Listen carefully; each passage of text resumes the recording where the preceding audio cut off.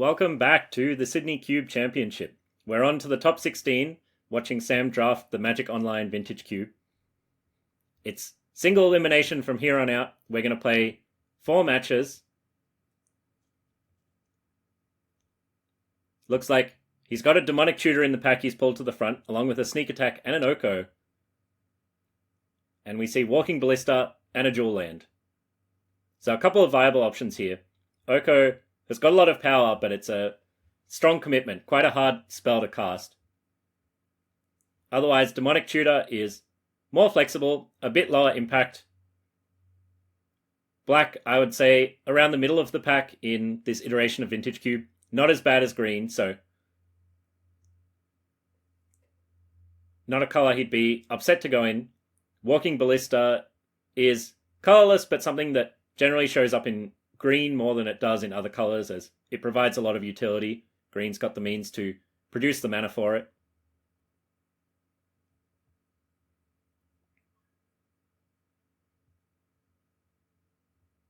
And I do like taking a wild swing with the first pick here. So Oko and Sneak Attack, both kind of appealing starts.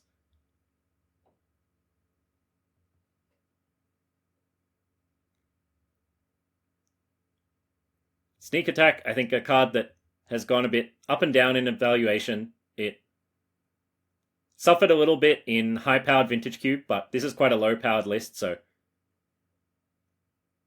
more likely you'll be able to set something up with it, and that it's more viable than just a more conventional, straightforward strategy.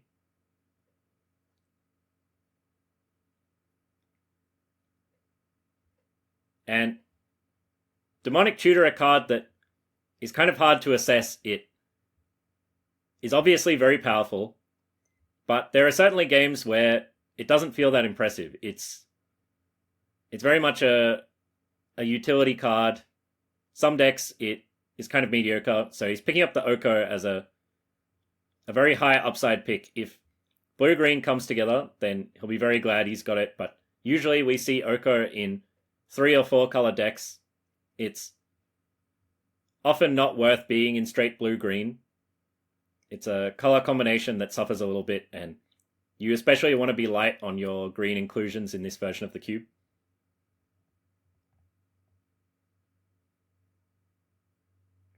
So you see, again, nothing too outstanding in the pack. He's pulled a Chrome Mox to the front.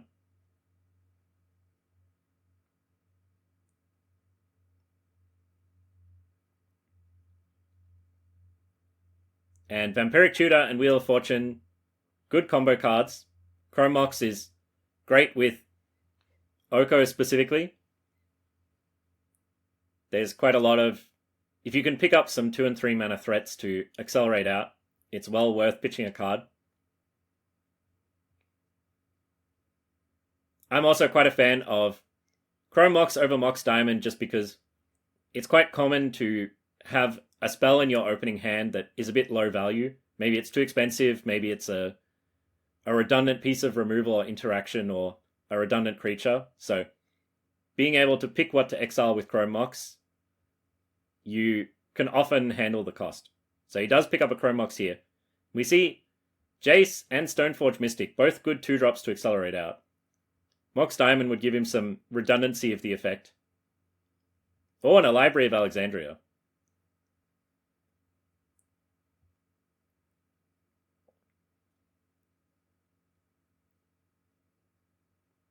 Library, a card that doesn't have a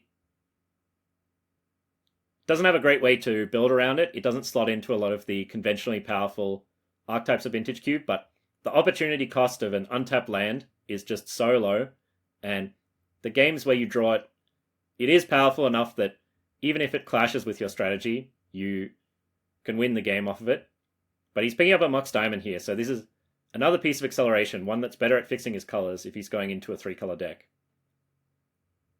And he'll want to pick up 2 and 3 mana threats now, because he's got the acceleration to get them down ahead of schedule.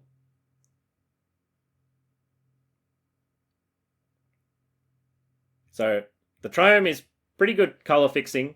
Hull Breacher is a nice threat, but not one that is often that important to accelerate out. Hull Breacher is a card you often want to ambush your opponent with on a later turn rather than just running it out on turn 3. And Static Prison is a card that is quite tough to draft with. It's proven to be extremely powerful, even if you don't have any other energy production in your deck, but it's really scary to play with a card like it, as you're putting yourself on a clock to try and close out the game before the energy counters run out. So I think a card a lot of players have underestimated, myself included. And he goes for Descendant of Storms, so this is a very different direction in his deck.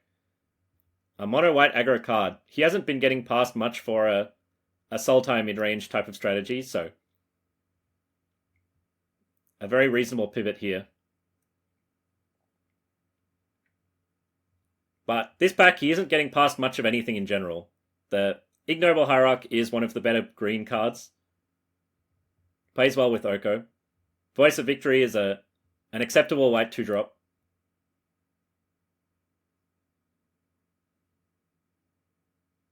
But not what he wants to be seeing at this point in the draft. He'd like to pick up something a bit stronger than what's going on here.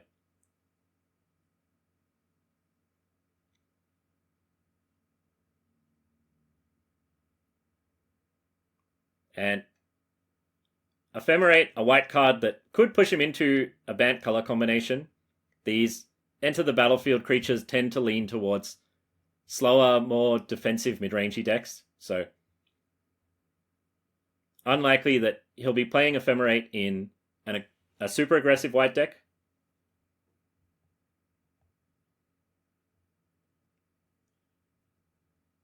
And takes the Voice of Victory.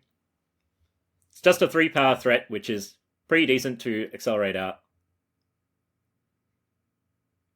So Gao is something that works more explicitly with his Moxes. There's a Securitron Squadron that has performed pretty well. More green cards. These are some of the better green cards in the cube, so it's a positive signal if he wants to get into it. And then Tamiyo and Echo of Eons are more of a blue-green value, mid-rangey type of plan if he wants to go back down the Oko route. So he's not too deep into white to switch back.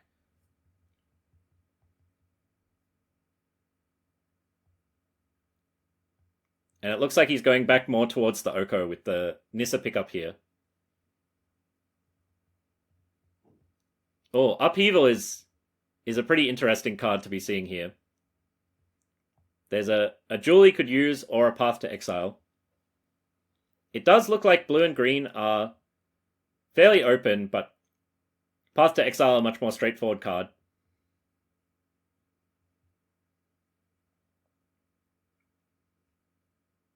Not much for him here. He could use the Boros Jewel. He could play the Robber of the Rich.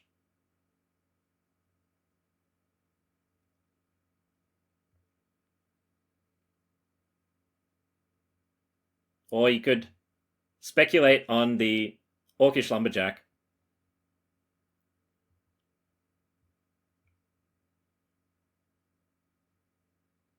But the Jewel Land, I think, would be a good fit for what he's got so far. You want to play it in a majority white deck, so he is very heavily leaning white. Doesn't have any red cards in his pool so far, I believe.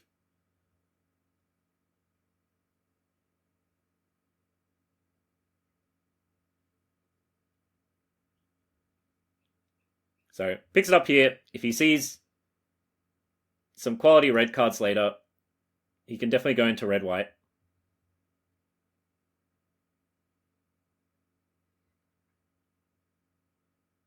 We see reviewing the deck, he is leaning quite heavily towards an aggressive white deck here.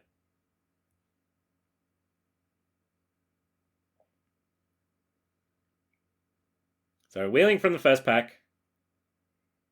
Still a lot of green, unfortunately.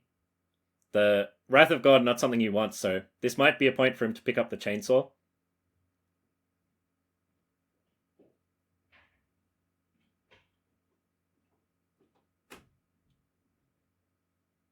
In these faster decks, cards like Chainsaw can be a lot worse than Lightning Bolt just because they can't damage your opponent. There's... Oh, and he picks up the Wrath of God. So we could be going into band control here. I'm interested to see what direction he goes with that. And Overlord of the Mistmoors is pretty good. But he picks up the Slickshot Show-Off.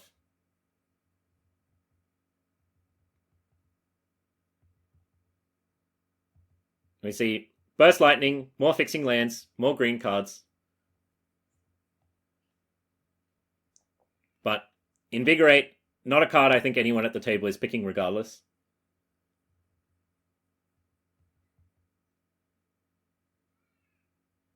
So Slickshot Show-Off can make a bit of usage out of a top deck Mox. Oh, Static Prison coming around is pretty nice. That's as I said, quite a scary card to put in your deck. But he's got the right deck for it, and it's one of the best white removal spells.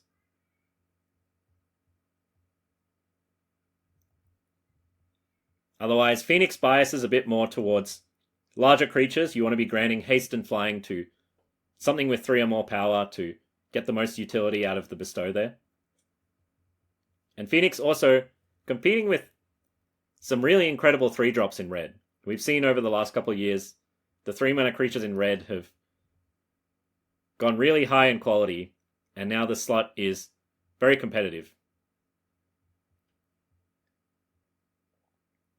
And Ephemerate made it around, but he hasn't got anything yet that combos with it.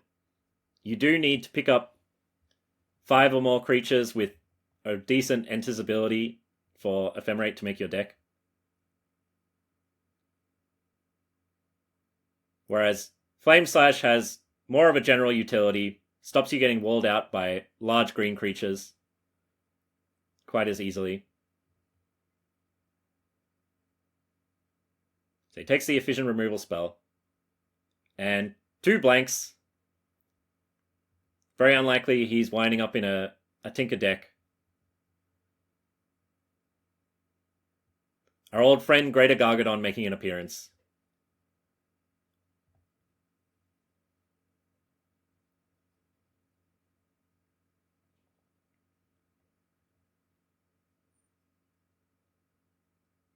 So he's loaded up pretty well on removal spells. He's got some good mana acceleration.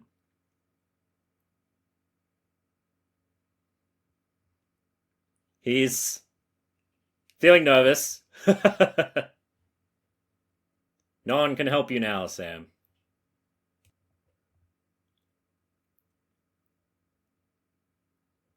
So I think from here, he's going to want to be prioritizing aggressive creatures. Even with the Moxes, he'll want some 1-mana threats. 1 or 2 3-mana threats maybe. Ragavan is a nice pickup in that mold. And nothing else here for him.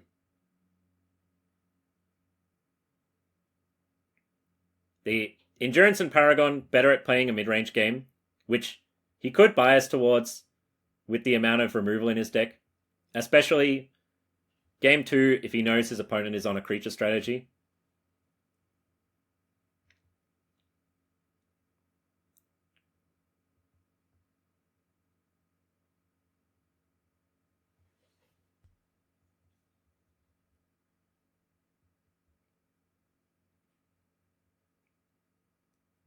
Adeline is a nice pickup.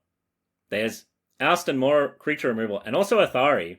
Athari is a killer gold card. Something that both goes crazy when unanswered and is very hard to answer. And the Abrade and Flametongue Kavu, a bit redundant with what he's got so far. Oust is probably the strongest removal spell in the pack. But again, something that I think he's fairly loaded up on. He doesn't want to risk having a all removal spell draw, and if he gets his threats removed, then he's not making any inroads, and with cards like the Mox in his deck, he's not going to be able to keep up in a long game.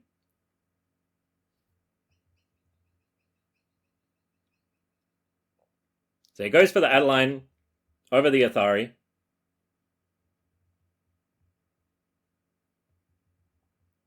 We see Figure and Nova Hellkite and Virtue of Loyalty. All pretty good threats.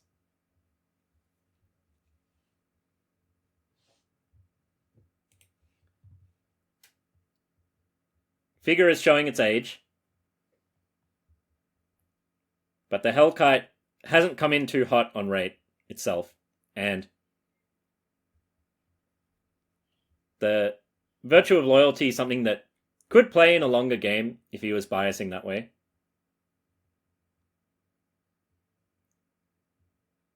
And Elite Spellbinder in fear of missing out.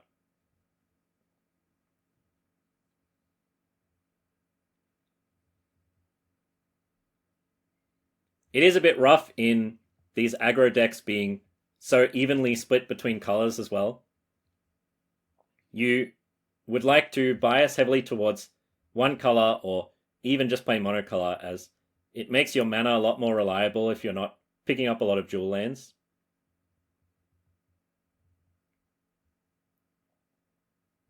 And he's not getting past enough white that he can ditch red, but it's pretty rough having a bunch of red cards in the packs.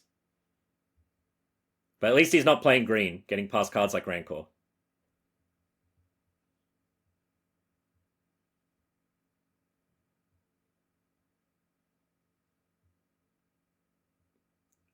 And there's, again, nothing super exciting. I think Elspeth could be a good card in his deck. Loran is also pretty decent.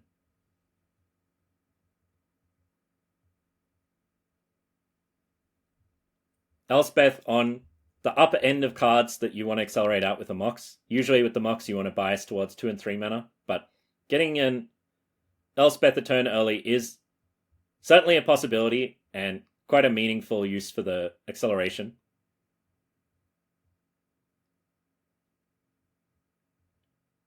Oh, and Ajani, that is something worth being excited about. So a card that is better if you have some way to sacrifice the cat token or some other cats to trigger it, but even just face up, a really powerful card for 2 mana. He's pretty heavy on the 2-drops, but he can afford to be with the 2 Mox. And Lingering Soul is a card that has endured in Cube for a long time. It's basically impossible to interact with, which is often a way for cards to be powerful. There's very few removal spells that work against it. You can't block it easily. But it is quite an old card at this point, and I think the rate is starting to fall behind. There's just a lot more you can do for 3 mana than making 2 1/1 flyers. And Lightstall Inquisitor, a card I've been pretty skeptical about. The Enter's ability is often very minor. And he picks up the Fire Blast here. So Fire Blast, a card that is really a commitment to being extremely aggressive, because Fire Blasting a creature is usually a loss. You really want to be Fire Blasting your opponent. So even though it can target creatures, you can generally ignore that part of the card and just treat it as a big lava spike for your very aggressive leaning decks. And not much in this pack for him. Legion Extruder is not really what he wants. Pentad Prism also quite mediocre. The best card by far is Teferi, which he's far away from playing. But he's going to pick up the Hallowed Fountain as a speculative pick. Likely wouldn't be playing anything else he picks there. And Carnage Tyrant is quite nice. That's a card that is good with acceleration, as it can empty your hand. Card I've been impressed by from its presence on camera. And otherwise, Corey Steel Cutter has got a very good reputation. He's got ways to trigger it. He's got some non-creature spell stuff.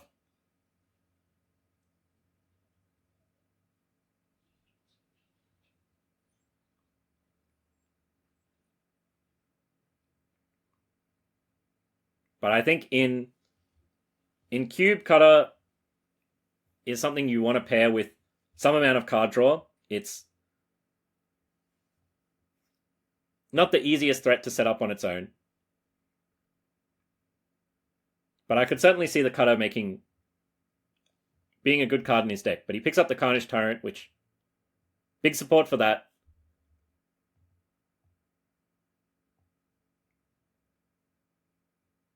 And we see a Serra Paragon here as basically the only card in the pack for him. Talisman quite unlikely to be any use in his deck. And Paragon's not a bad card. The worst Lurrus is still a pretty good card in a drawn-out attrition fight. And here, he doesn't need the Abrade. He's pretty heavy on cheap removal. So the Flametongue Kavu coming with the body is more relevant for him, I think. Unless he wants Abrade as a sideboard card against an artifact-heavy opponent.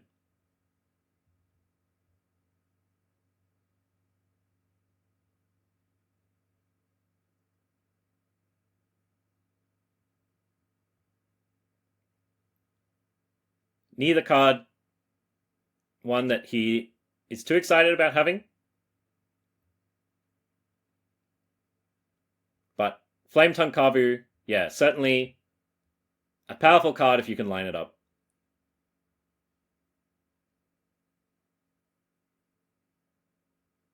And maybe an excuse to cut some of his other removal spells.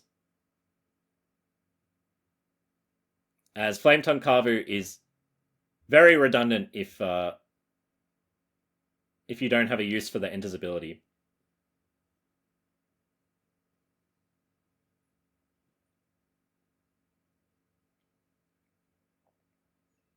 And Virtue of Loyalty made it back around. That's a really good sign. I quite like Loyalty in white decks that are at risk of stalling out.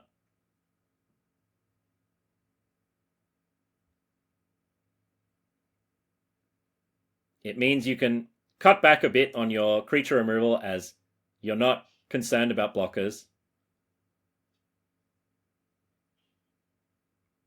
Since you can just power through it with the enchantment eventually.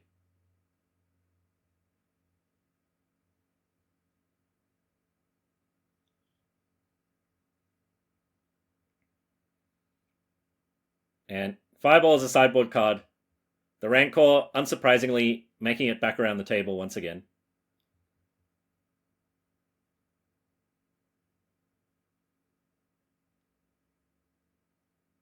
And Elspeth, certainly a card I would endorse playing. Normally a card I'm pretty down on, but when you have to play it, you have to play it. And Lingering Soul is also making it back around. Looks like Sam might have another note for us.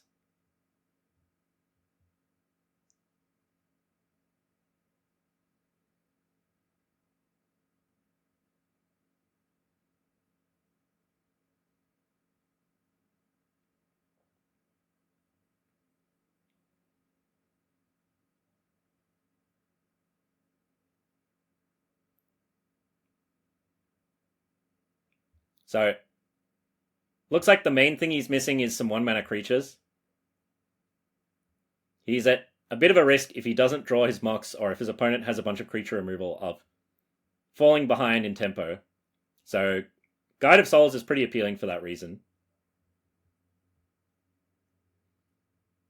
Minsc and Boo would be a nice splash. I think his colored mana situation is in a bit of trouble already.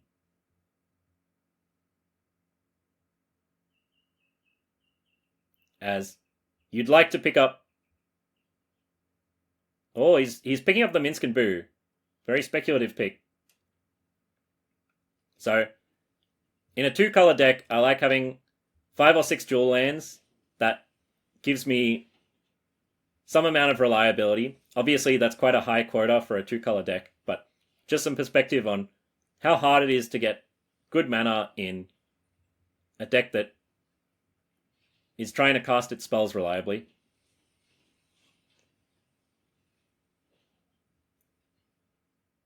And we see Magda Thalia and Containment Priest and Umazar's Jitte. Jitte is a real powerhouse. If you're in any kind of protracted creature versus creature game, the Jitte's ability to produce more removal spells every turn that can be fired off for 0 mana is just ridiculous.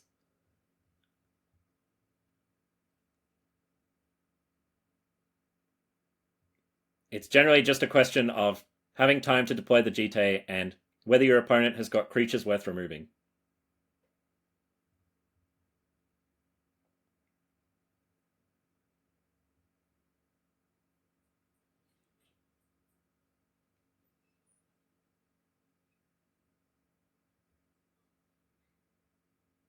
You see, Ivora, a card I haven't been impressed with so far, but it is another creature threat, gives him some card filtering. And Thraben Inspector, however, I think that would be a great pickup for his deck. He needs the 1-drops.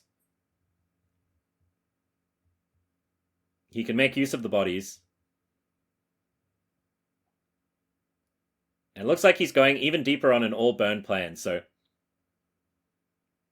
he'd be angling to get a couple of hits in with creatures, and then give up on fighting over the board, just go directly for his opponent's life total.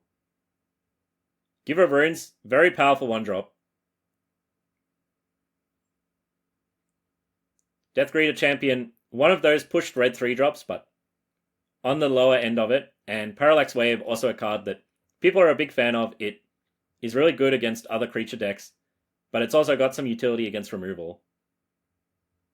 So I like Giver here. Maybe Parallax Wave if he wants to play a longer game.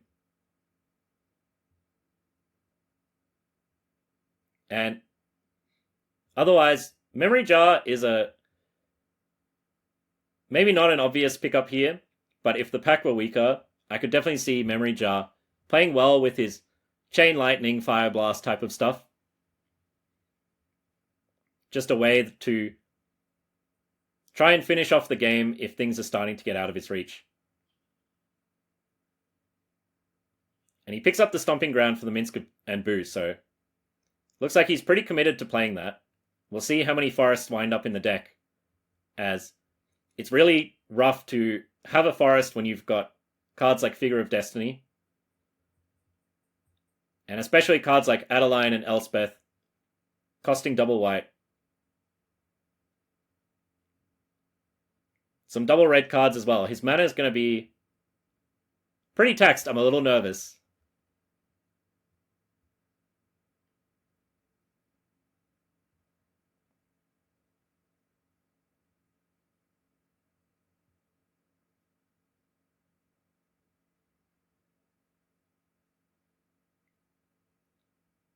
Oh, the Wandering Emperor is a nice threat. And so is Paragoyf.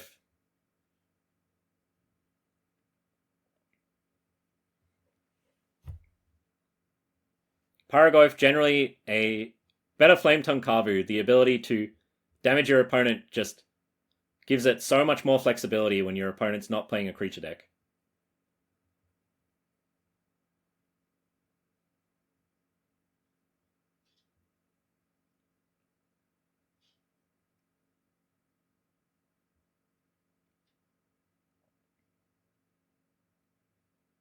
But he picks up the Screaming Nemesis. So again, more of a face burn strategy.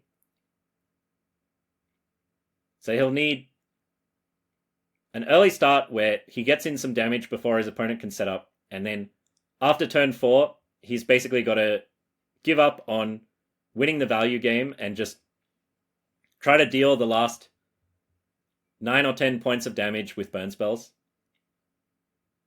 So we might see him cut a lot of the more expensive cards in his deck for that reason.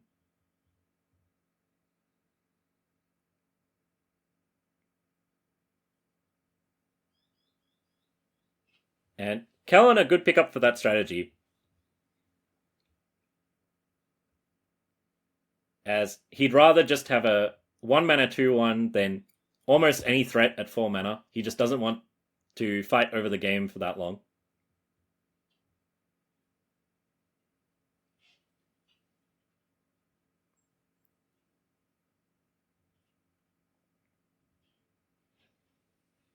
So it looks like he's got 4 burn spells that can hit his opponent.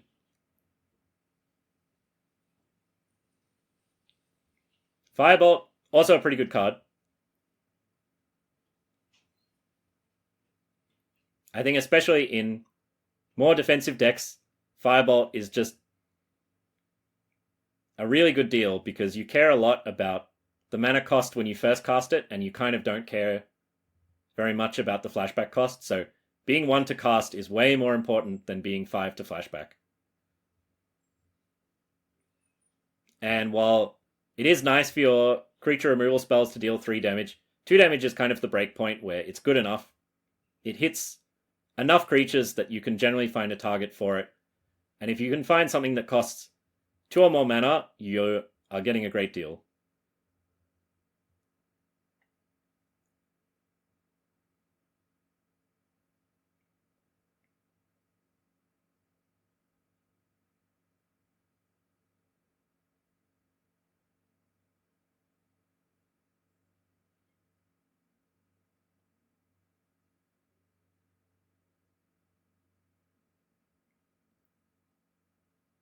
So, not much I think he's looking to wheel here. He's going to be loading up on 1 and 2 mana creatures, probably playing basically every spell he's drafted that can deal damage to his opponent.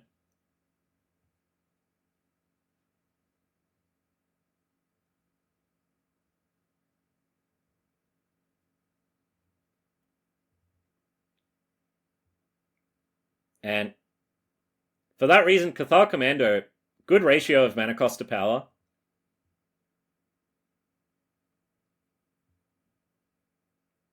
Dreadhorde Arcanist was added to the cube with the intention that you would combine it with cards like Rancor and Invigorate.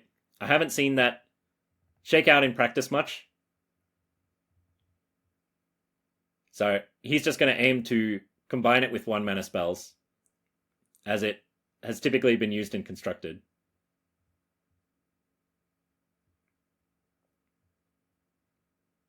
And I could see the Voldaren Epicure being a good pick there as a very light burn spell, a very light amount of card filtering. And we see Containment Priest in the pack. That is a card that gives you a lot of coverage against reanimated combo decks, and those are often a weakness of fast decks. They have a way to turn the game around faster, and they're weak to disruption, which you don't have. So often a way for a really aggressive deck to lose is for their opponent to reanimate a card like Griselbrand or Atraxa. And Containment Priest, while it's not very impressive, it gives you a lot of ways to fight back against that.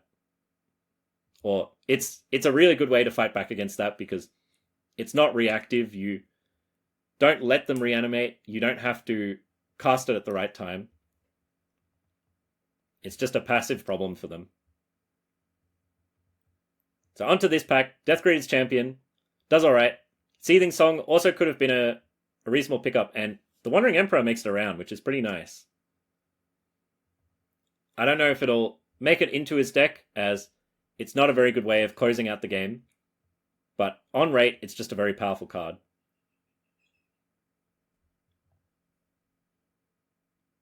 It doesn't look too impressive, but matches up well against removal, well against counterspells, well against creatures. There's just a lot of flexibility and utility to it, and it's quite hard to counter. Not really weak to anything in particular. And last pick, Oath of Druids. Looks like no one wanted to take a gamble on that in this big of a tournament. So we're into the first match. Sam on the left, Fergus on the right. Starting off with an Urza's Bauble.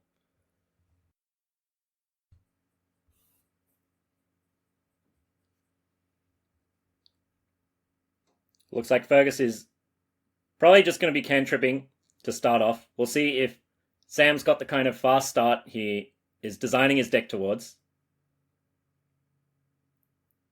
And Fergus has to randomly select a card from Sam's hand, which can't be done with a d6 when he's got 7 cards in hand. So just do it the old-fashioned way.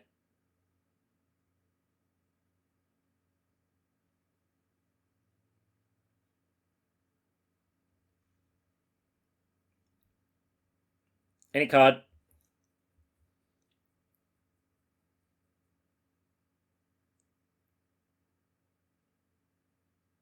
Oh, he's got a duress anyway. So it looks like Sam's got a hand leaning pretty heavily on the Chrome Mox here, as he's got no turn 1 play. He's drawn 2 colors of mana, and he's got the Jitte with 2 creatures, so if Fergus has got a creature removal spell, he might be able to strand him on creatures and neutralize the Jitte. Oh, but he has to take a non-creature, so...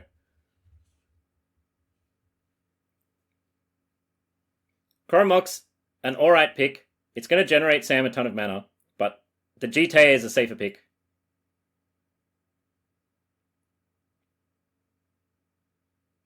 If Fergus has got any kind of creature strat, he can easily get stranded by the Jitte, but now Sam's got a turn 1 Magda into a turn 2 Double Striker, which is going to let him push a ton of damage, use up this useless Flame Slash, depending if he's got a read on the usefulness of it.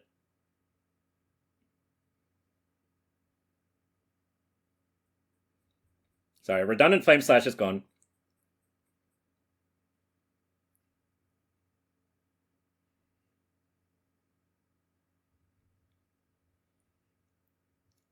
And this is exactly the kind of start that Sam is hoping for. He's got creatures turns 1 and 2. And then once he gets locked out of combat, he can just chain together a couple burn spells to finish off Fergus. The concern is he hasn't drawn white mana. He's drawn his forest, which is pretty good.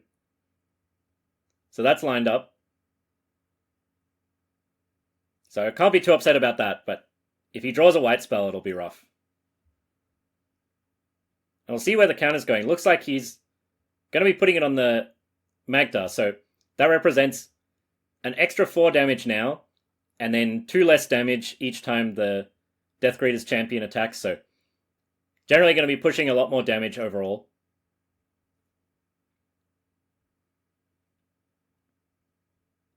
And also spreading out threats more evenly so that if Fergus has a removal spell, he doesn't completely dismantle Sam's board by going after a 3-2 Deathgreater champion.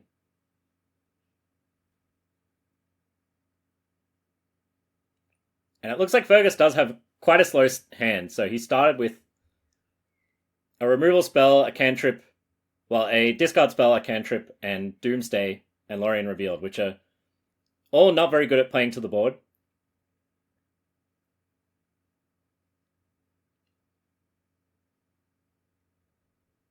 If he can set up a quick kill with Doomsday, he might be able to outspeed Sam, but it's looking a bit unlikely.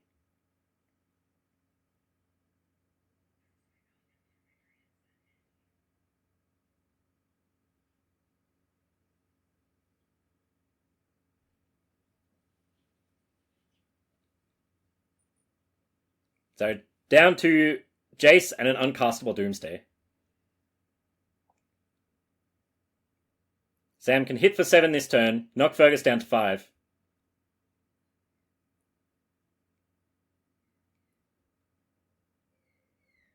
That Mox representing a ton of extra damage for Sam.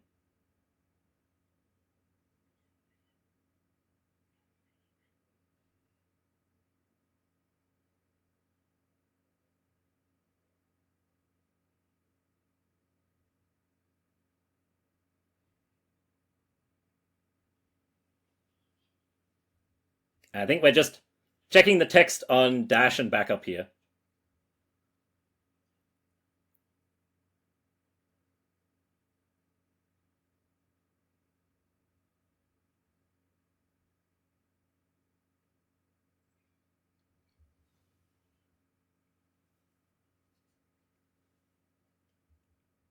So Sam's got Leith on board. He's got a burn spell to follow it up.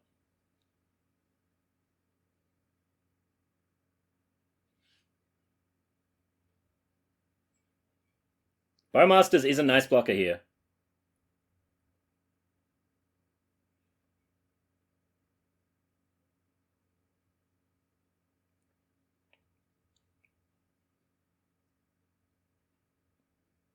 We'll see if Fergus is willing to cash it in on blocks against the Magda.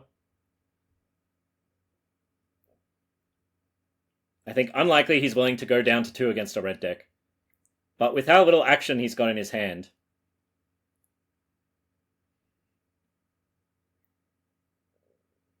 he might have to play a bit greedy.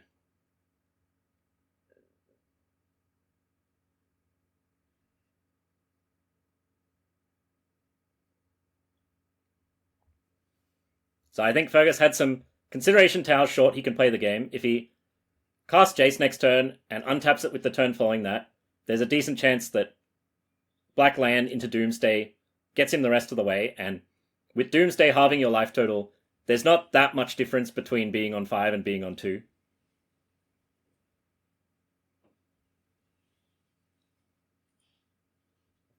And Sam's going to go ahead and level up the Kellen all the way.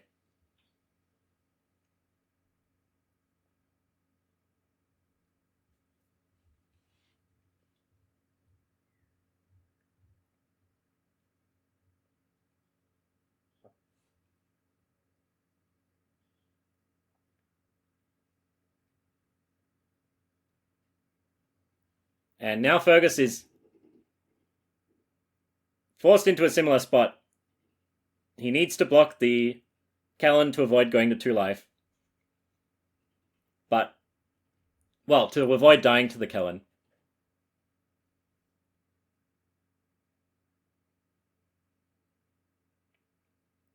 And that's game 1. Sam takes it with a fast red start. Fergus spent a little bit too much time floundering and had a bit too much air in his opening hand.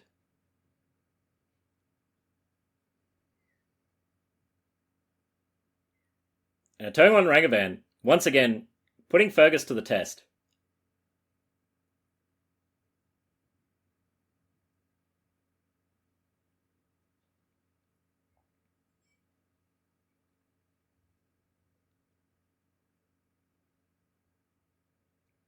Otherwise, Sam's hand is just a Magda and some creature removal.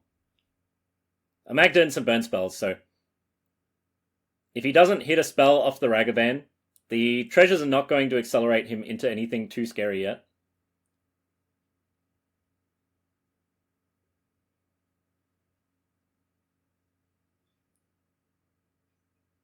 And if Fergus has got Orcish Bowmasters, it's going to match up really well against all of Sam's 1 toughness creatures.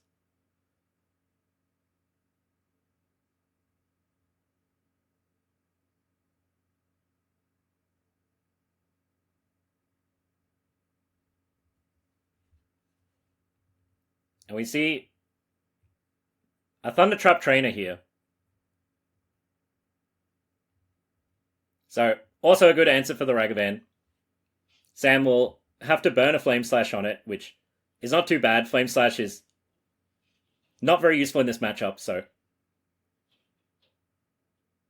he can burn a Flame Slash on it, get a hit in with the Ragavan, play the Magda off the treasure, and that means Fergus has got a pretty clean 2-for-1 on Sam, but not falling behind.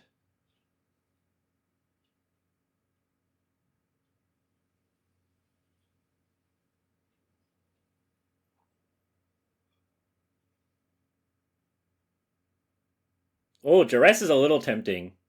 It would mess up Sam's curve quite a bit.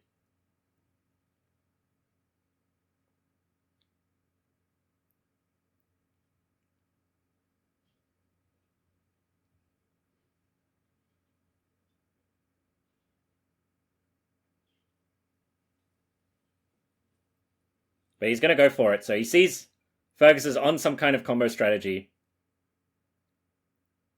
Strands him without the Underworld Breach.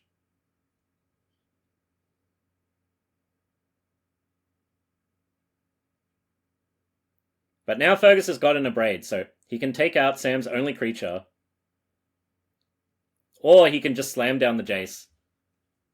And untapping with Jace is a really good prospect for going for a combo kill.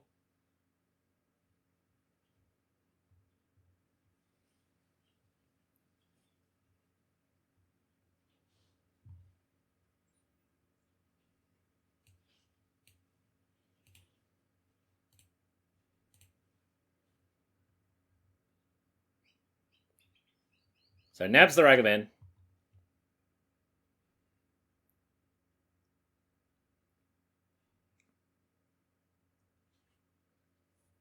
And Sam getting some card filtering. So it looks like Sam didn't wind up playing white. He's just playing mono red splashing green for Minsc and Boo.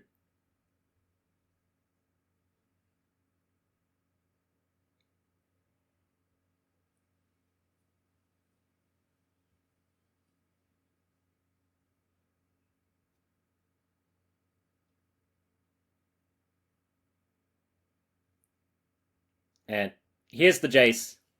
Very likely to survive another turn. Sam does have 3 types for Delirium. If he gets an instant in the graveyard, then he gets an extra attack with Fear of Missing Out.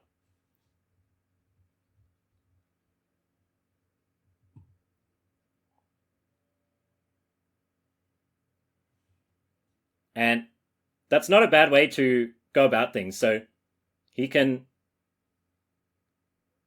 cast something here, snap off the Fire Blast, get Delirium. Then he gets 2 attacks with the Fear of Missing Out. If he dashes the Deathgreater champion, then he's looking at, I think, lethal this turn. Fear of Missing Out goes up to a 3-power double striker. Double attacks itself, so that's 12 damage. Fire Blast is another 4. Brings it up to 16, and then the dash champion itself is another 4. So if he sees the line, I think he can deal 20 damage here.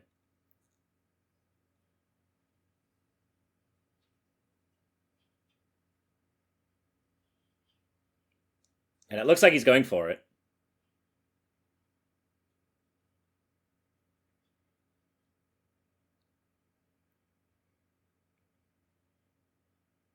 Oh no, but he's going after the Jace.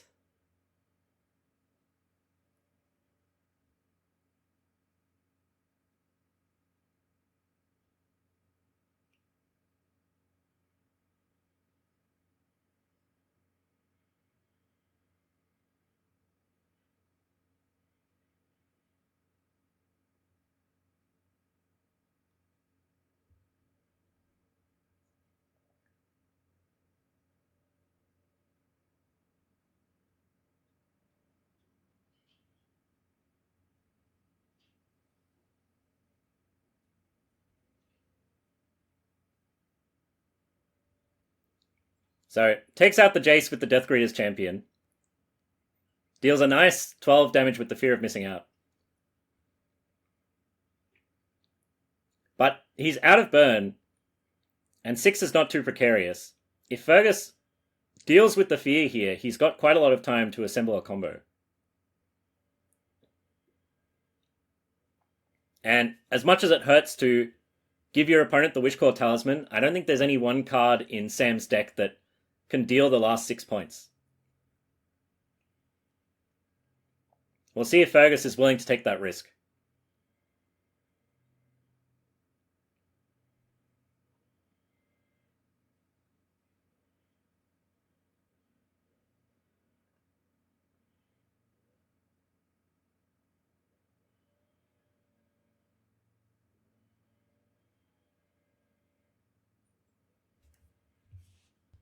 My mistake. So the Wishclaw Talisman is actually in Fergus's hand. It was just revealed due to the earlier duress.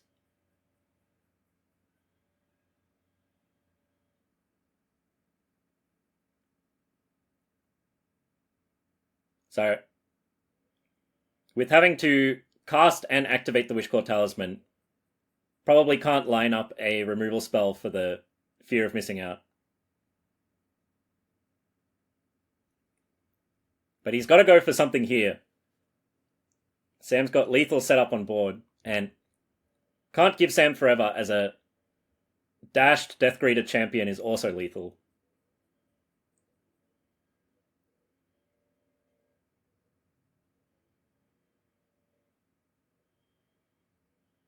More digging with the Faithless Looting.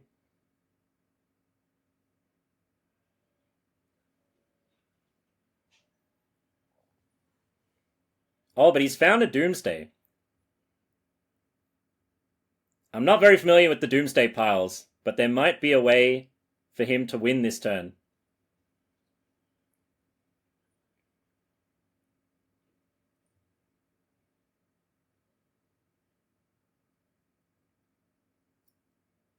It's tough though. He doesn't have a way to draw a card, so I don't think he can break into the Doomsday pile. And he's just going to take lethal. So Sam wins the match. Fast, explosive starts, and using those red burn spells to really close out the game.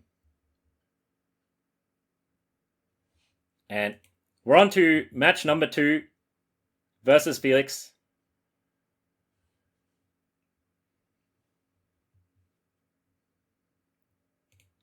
Looks like Felix is on the kind of aggressive creature type strategy that Sam wants his removal more for.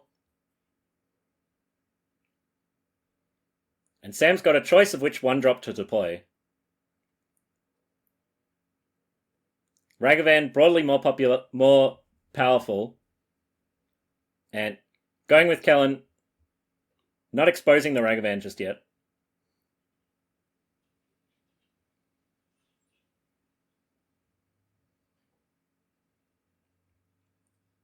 And this is a nice blocker.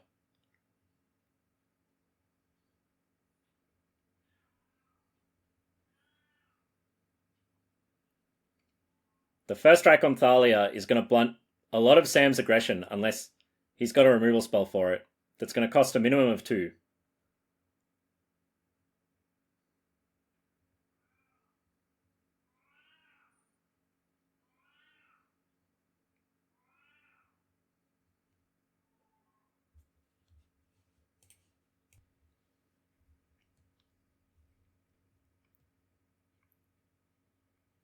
And Sam, not even casting the Ragavan, just holding it back.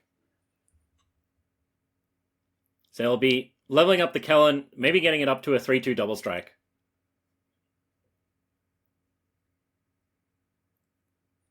But we do see the difficulty of 1-mana creatures matching up against other creature decks. Felix has had a nice 1-2-3 curve out. He's good at blocking. The Thalia is... Even a double striking Kellen can't get through the Thalia.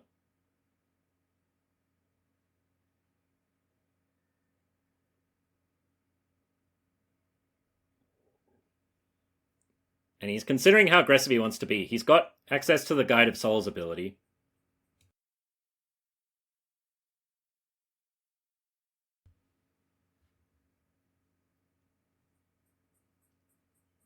It's looking like he's not too concerned about an attack from the Kellen.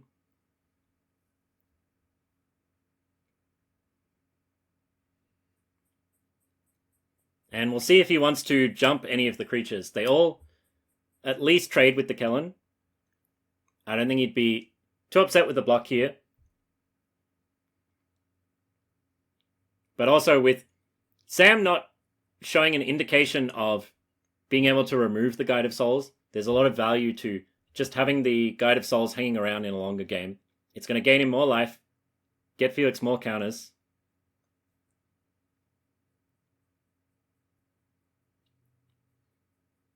So Sam gives Kellen the card draw ability, but it doesn't help him attack into opposing creatures. Now, we've seen indication that Felix is not willing to trade it with the Guide of Souls, and probably won't be trading it off for the Goblin Rabblemaster either. So if Sam wants to, he can send it in and get a card for it.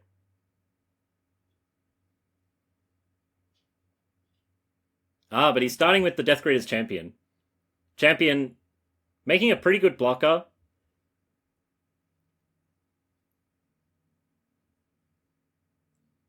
And gets him a good attack with the Kellen this turn.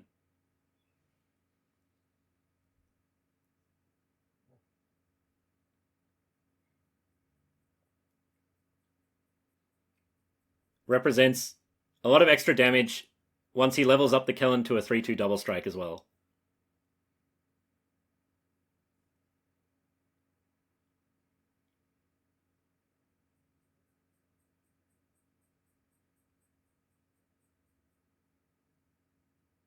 But he's holding it back for now.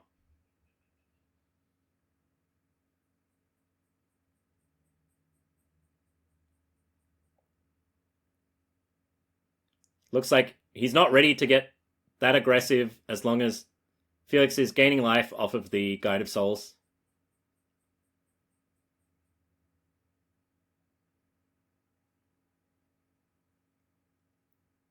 And Chainsaw, 3 mana because of the Thalia, takes out Sam's best blocker.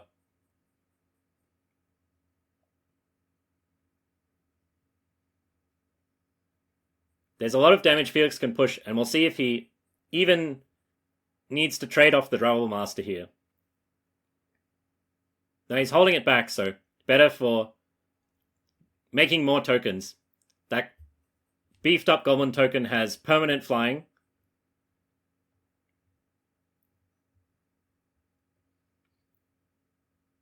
And each token also powers up the Chainsaw once it dies.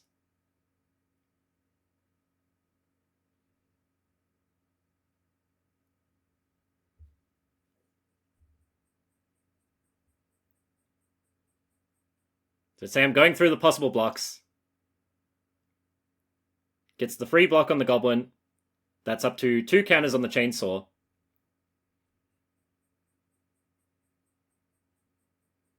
And he's got a Flame Tongue Kavu here, which is great in this position.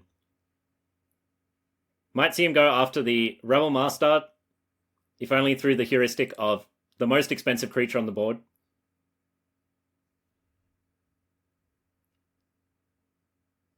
And now he can get in with the Kellen.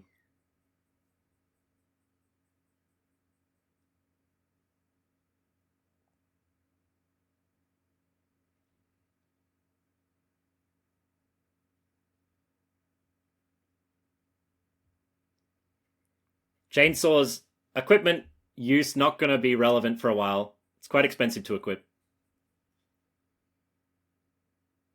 But with that big flying Goblin, Sam doesn't have a lot of time. He's got to deal with the flyer at some point. And a Chainsaw on the Thalia also represents quite a bit of inevitability.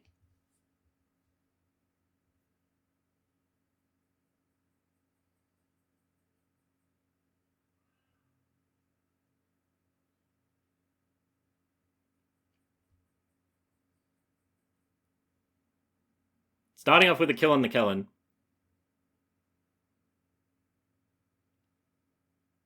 Now Sam doesn't have a way to block the Thalia.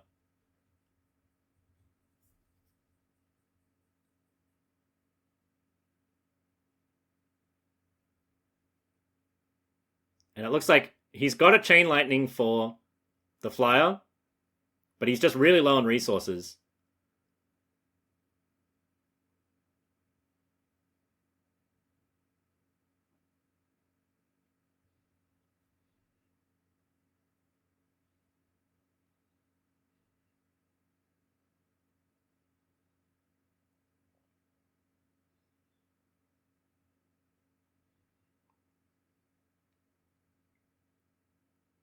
So if Felix chainsaws the Thalia, he can force a chump block on there.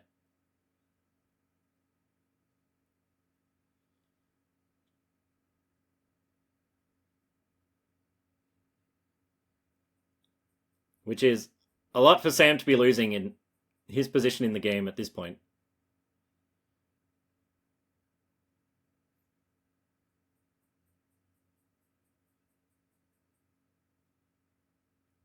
But Felix has got to be a little wary about paying the equip cost when Sam's got mana open. If he's got a Lightning Bolt, it'll waste Felix's whole turn.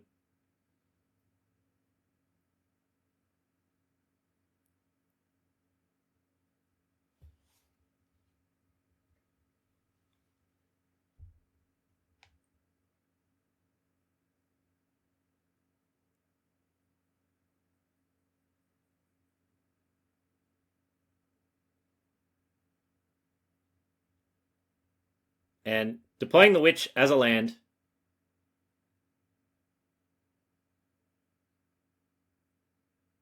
Parallax Wave.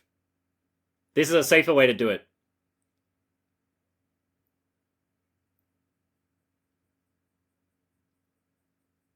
Knocks Sam down to 2. Means he's got more removal in the bank.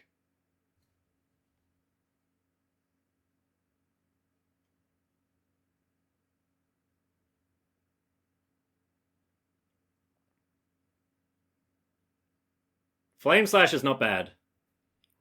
However, Felix can just equip the Chainsaw, take out Sam's blocker, go for lethal. Felix gets game 1 off of a fast start and some quite hard to interact with in combat creatures.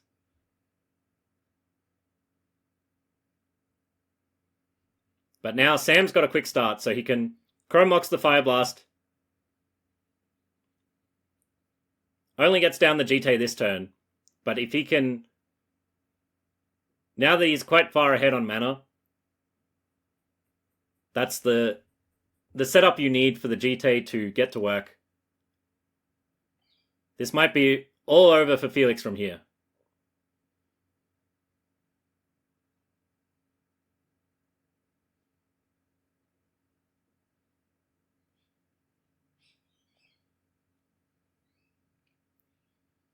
So it suits up the figure.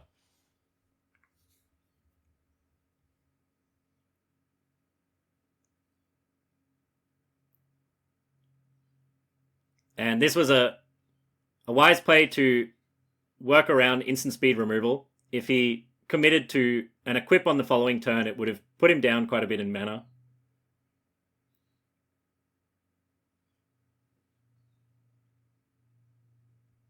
And here's the champion. Felix is going to have a removal spell for every creature that Sam plays, otherwise Sam's going to run away with the game.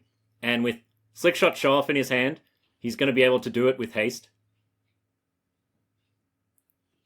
So even if Felix has a removal spell here, next turn if Sam draws a land, he's going to win from there.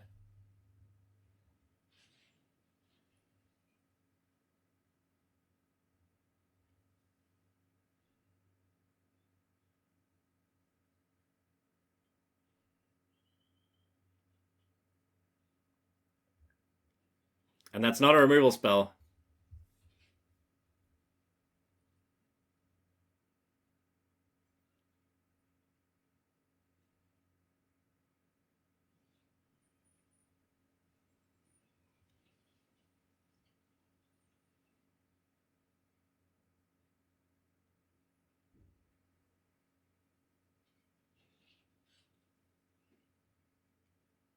So with an equip, Sam does only get 2 counters on the GT, because if Felix goes for the block, then only the first strike damage will resolve. But it looks like Sam's got a Burst Lightning here, so that'd push it up to a full 4 counters, which is definitely game over.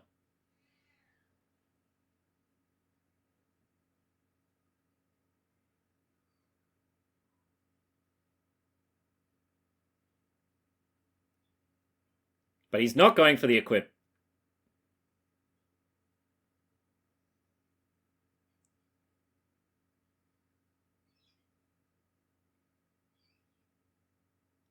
A bit of an unorthodox line here.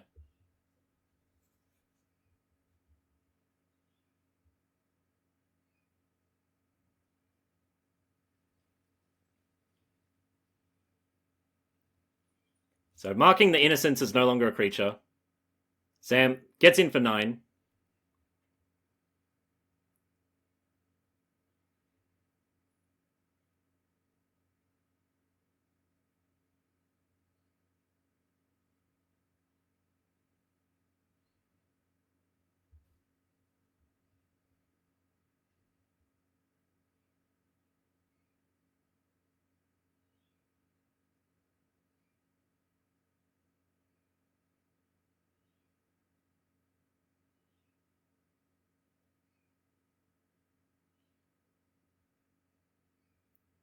Oh, and there we have an answer. Felix is right back in this. So some consideration for going after Sam's mana source, stranding him on mana. But if Sam ever attacks with a G-Tade Deathbringer Liege, then it's really hard to come back from that. And Felix is still pretty far behind, has to go for a chump block here.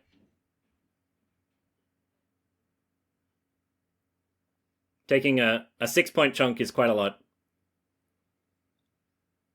And with the Innocence, he's got an angle to chain together a bunch of ground blockers.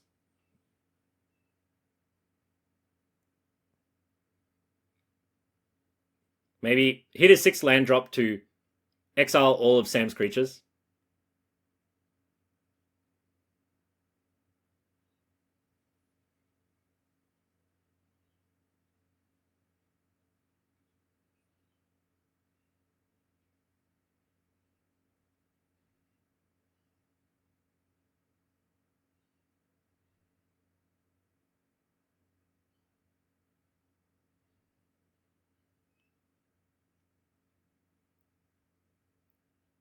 And deals with the champion. Looks like we've just got creature and artifact.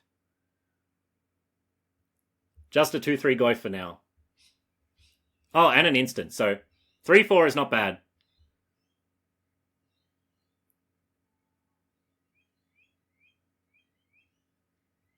So Sam can fire off a Naked Mox just to get a prowess trigger on his Slickshot show off.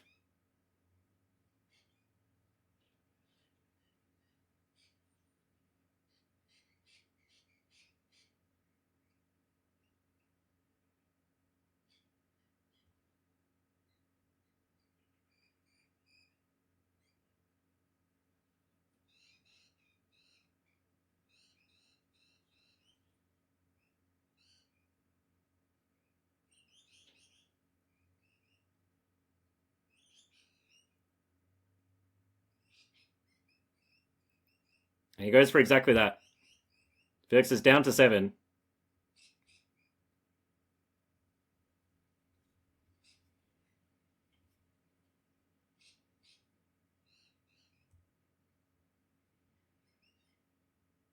So Sol Ring brings him up to 6 mana.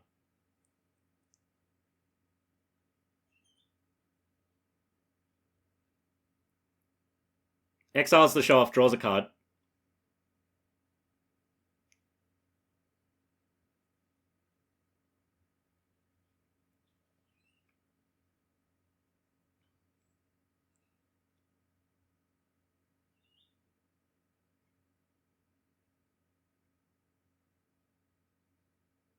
And deploying more threats here.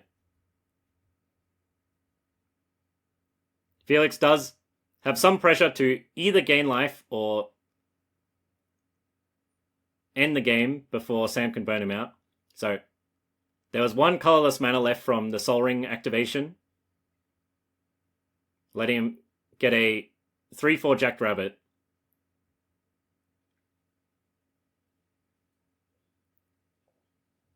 Sam's only got a few turns to piece together the last 7 points of damage.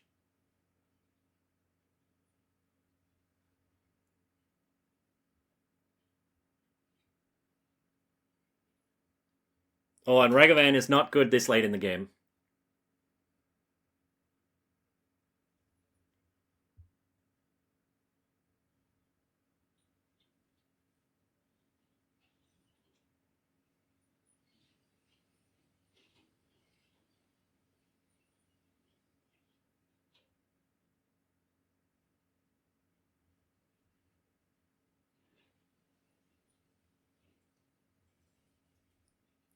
Felix makes 3 1/1s, so no way that Ragavan is getting in.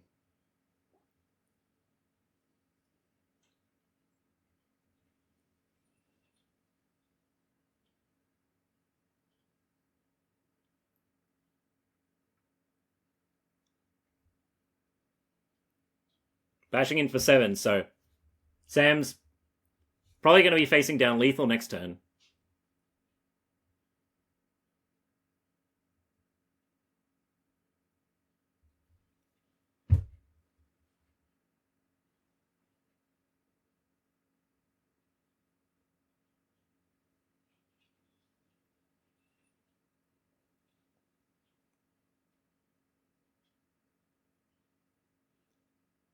Felix taking out Jite was brutal. That is... The trajectory of the game has just flipped completely here.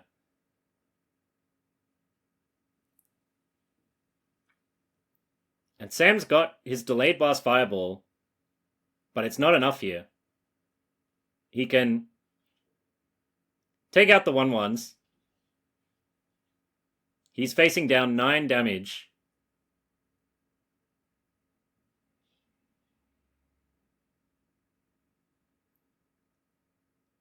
And an Extruder makes another 3/3.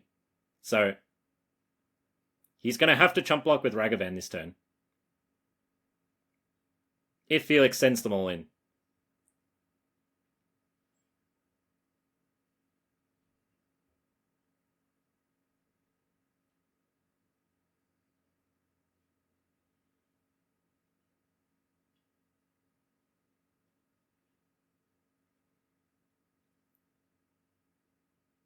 And Felix is going for it. There's only one card left in Sam's hand.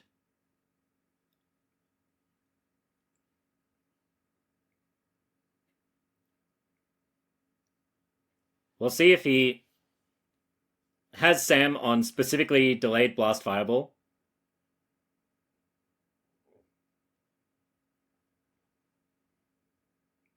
So this is lethal through the fireball.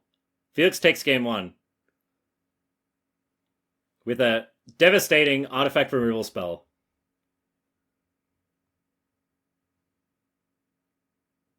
Although, sorry, the Skyclave Apparition trigger does get Sam a 2/2 he can block with.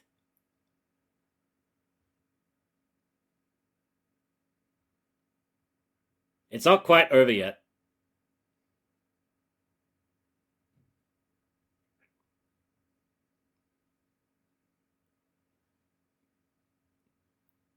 So Pyrogoyf is up to a 4/5. The Jackrabbit has got 2 damage marked on it, so Sam can make the trade here. But I believe that would be lethal.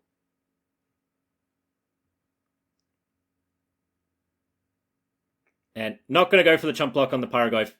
Felix takes the game.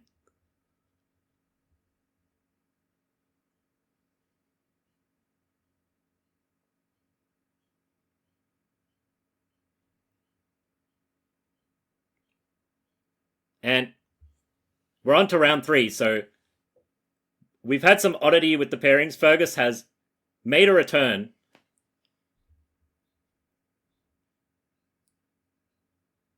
So Fergus on the left, Felix on the right. Looks like Fergus has got quite a lot to do turn 1.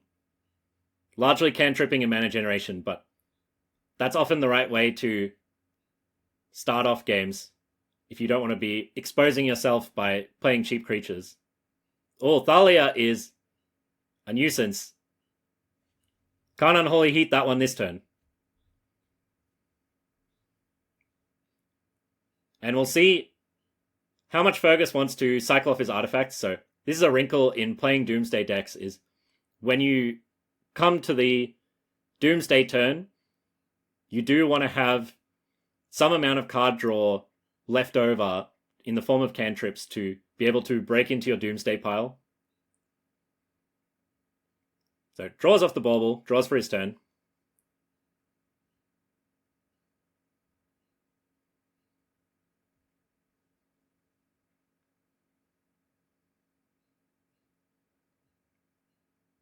Nicely deals with the Thalia. And a Thoughtseize. So very tempting to take the 4th Elingus here. As if Felix hits a 3rd land, that's the most likely spell he's going to cast and really helps him run away with the game. I think the other consideration would be the Squadron if you think Felix won't hit a land drop. But yeah, much safer pick here. 4th Elingus is a monster of a card. Good on 3, good on 10. And he did hit a land, but it's not the right one for the Flicker Wisp.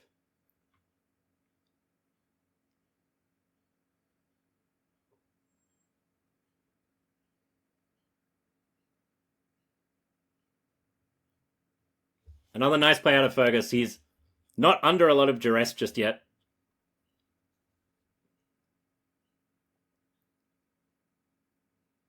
The Dark Confidant can help him hit his blue mana source for the Spell Bomb. But as I said, Spell Bomb also just a utility card for breaking into a Doomsday pile if you want to cycle it off on the critical turn.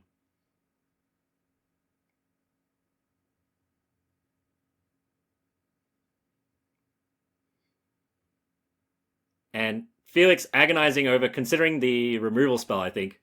He really doesn't want to give Fergus a land here. So he's going to play a Lightstall Inquisitor instead.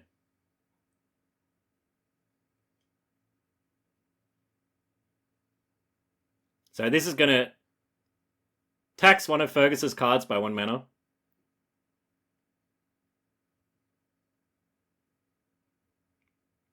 And it's a 0 mana spell, so he can still fire it off for 1 mana.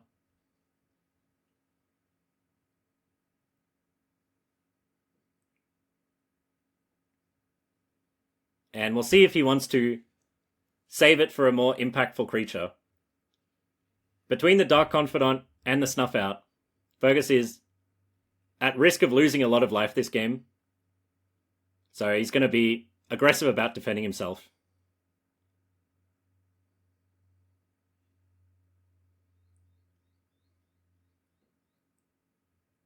And that was indeed meant to be the reveal off of the Dark Confidant.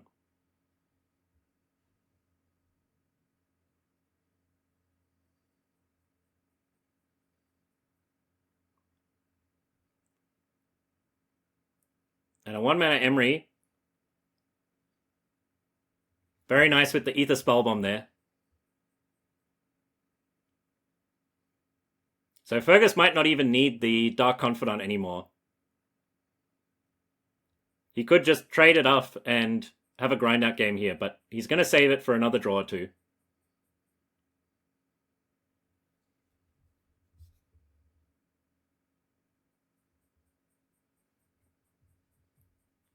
That's Emry dealt with. Not Felix's plan A for this matchup. He hasn't been putting much pressure on. He has gotten Fergus to 8.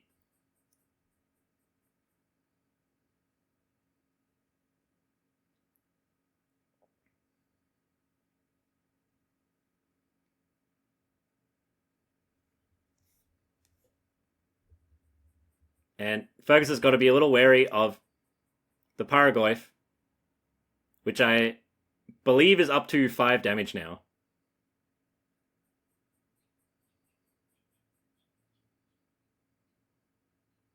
Another free hit off the Dark Confidant.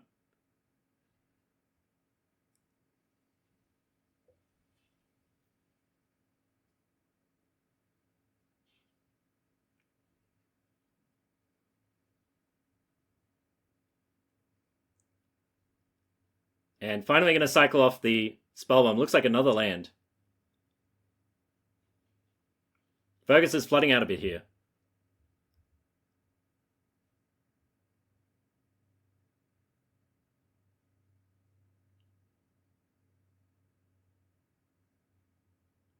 And Felix gets a plane, so I think the safe play here is probably to Paragoyf Fergus, and then next turn you can Flicker Wisp the Paragoyf for lethal. He could Paragoyf the Dark Confidant just to cut down on the resources Fergus has to reduce the chance of a combo kill.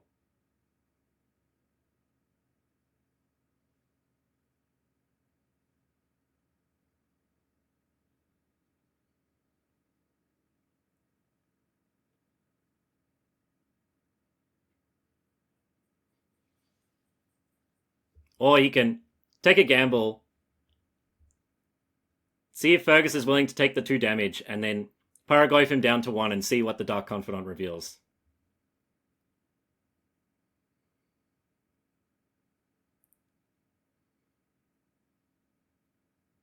Oh, and he's got an Overlord. So, this is also setting up for lethal next turn.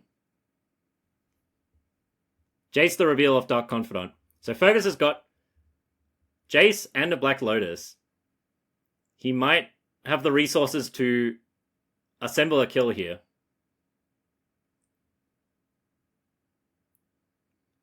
It gets pretty complicated. He would like to play the Sheoldred and gain 2 life, but gaining life not going to be relevant as Felix has got too much damage rolled up. Fergus is just going to have to peel, I'm not sure what, but exactly what he needs off the top.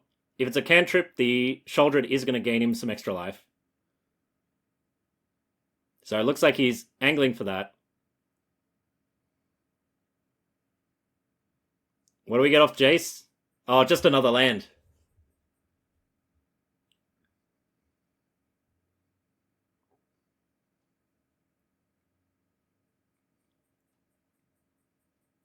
That was a costly Jace. And Paragoyf finishes off the job. Game 1 goes to Felix. Struggled a little bit in the early game, but Fergus kind of petered out, and once Felix had that 4th land, he unlocked the powerful Paragoyf.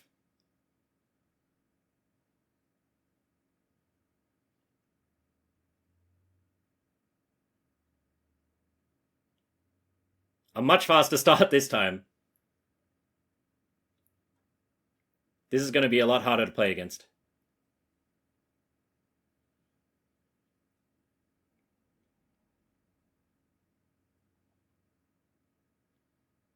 Oh, and an Abrade. On the Sol Ring, so capping Felix's mana here. Accepting a little bit of extra damage, but much further ahead in the resource battle compared to taking out the Smuggler's Copter.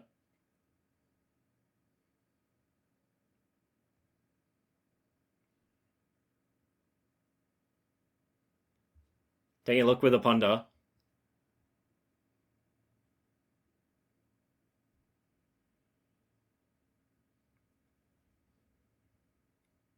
So Lion Sash typically gives a little bit of coverage against combo decks.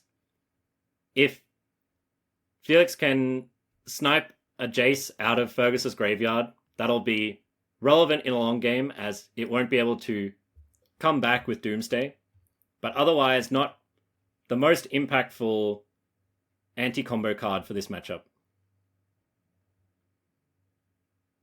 I think just a reasonable threat. And he has Witchclaw Talisman already.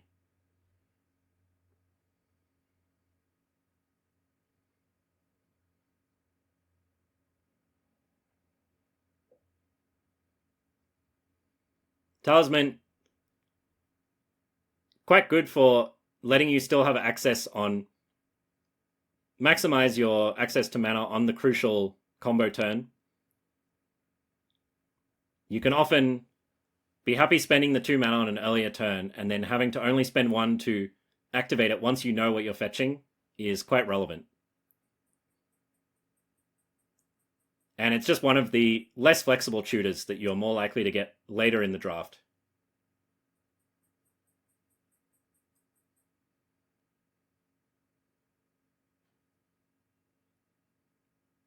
So Fergus trying to stabilize with a Sheoldred here. Pretty likely that Felix would have boarded out some of his creature removal, so decent chance that the Sheoldred lives here.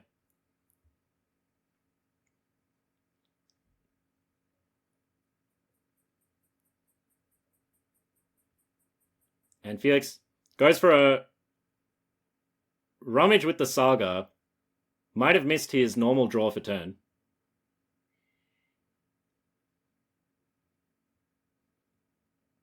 Takes out the Witchclaw Talisman.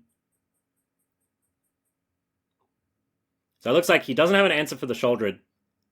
He's willing to keep taking damage off of it. He's not too concerned about falling behind in the race. But if Fergus has got a way to draw a bunch of extra cards, the Sheoldred is going to gain him a ton of life. And it also is a really nice blocker.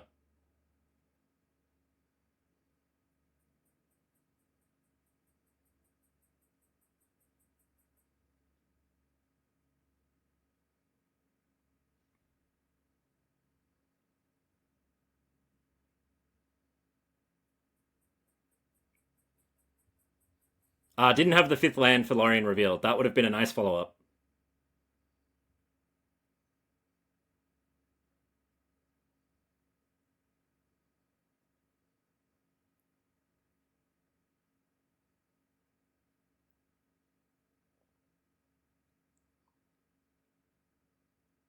And untapping with Sheoldred is a great sign.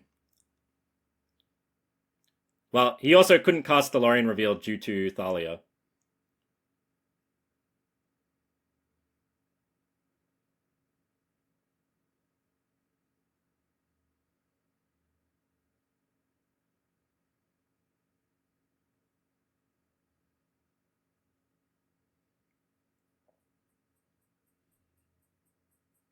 So Thundertrap Trainer, another good ground blocker.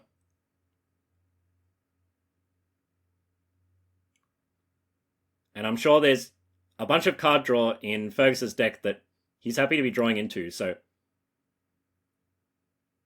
even Aether Spellbomb as a 3-mana draw card, gain 2 life is not too bad. We'll see how interested he is in using it as a removal spell.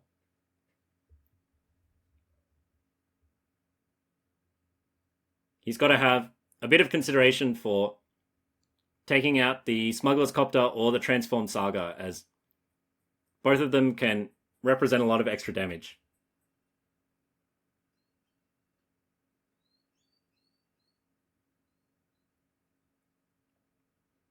And Felix really constrained by the loss of his Soul Ring. He's got a nice 5-drop in hand. He just can't deploy yet.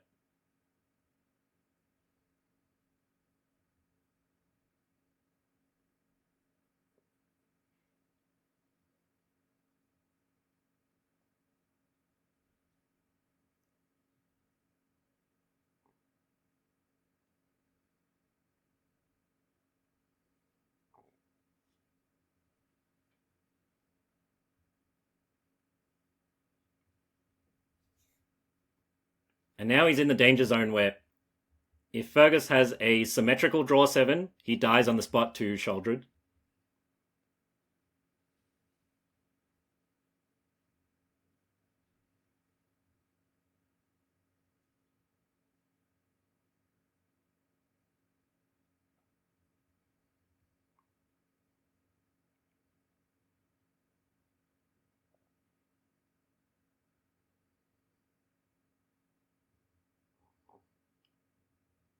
So passes on the attack this turn.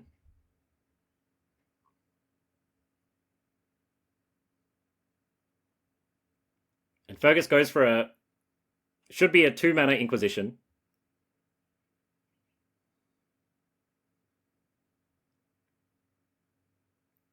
Can only take Stoneforge Mystic.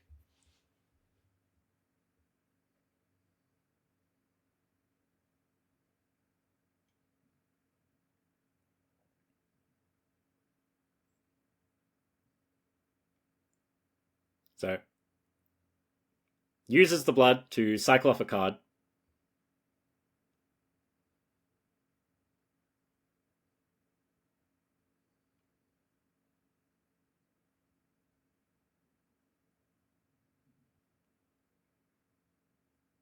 And he's drawn another cantrip.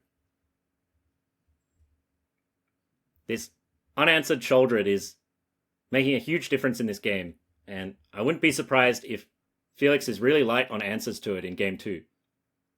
This is the kind of thing that is great to have Game 2 and less impressive Game 1, because it's likely your opponent doesn't have the removal spell for it if they didn't see many creatures out of you in Game 1.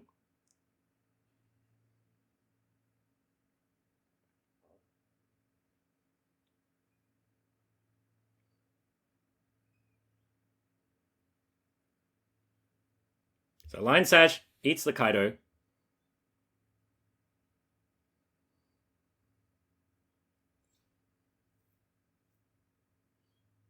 Felix still pretty far from dying naturally to the Sheoldred, but still respecting it enough to not be sending in the Smuggler's Copter.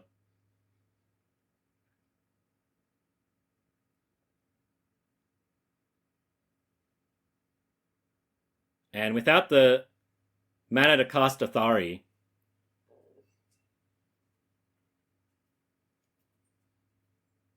so he makes a temporary Goblin Shaman. This lets him bank at least one more treasure.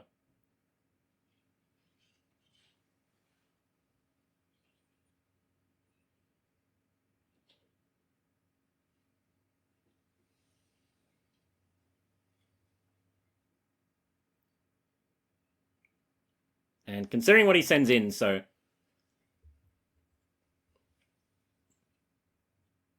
making a chump attack this turn, or he'll be able to beef up the Line Sash enough to get the Thalia through the Sheoldred, but it looks like he's got to leave something back on defense. Otherwise, he's just going to die to the Crackback.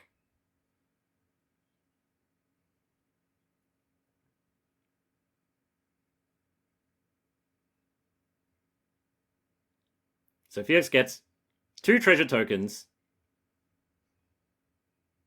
Doesn't look like he's going to be able to deal any damage this turn. Next turn, he'll be able to get the Athari down, and depending how his draws shake out, he might even be able to suit it up with a large Line Sash, which will give him a ton of lifelink and a flyer to try and get through this board stall.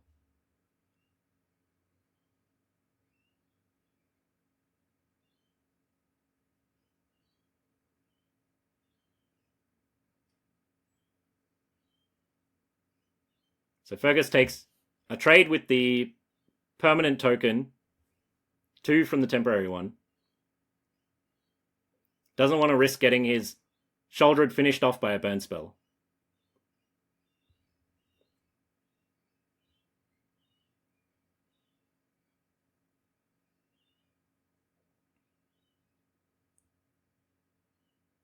Oh, and here's a Paragoyf. Very likely that this can finish off the... This can take out the Sheoldred. Instant sorcery creature land artifact.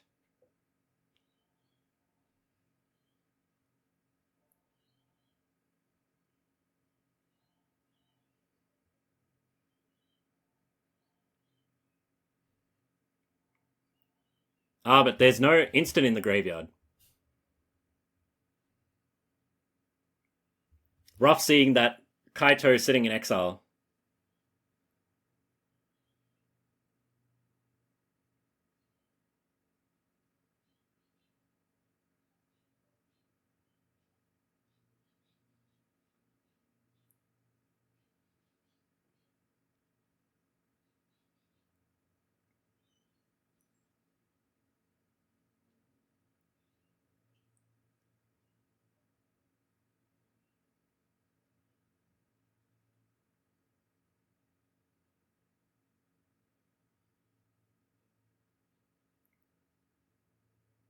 So Unholy Heat takes out the Thalia.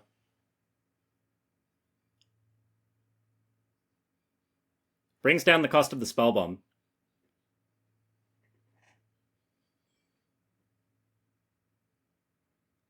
So Fergus has got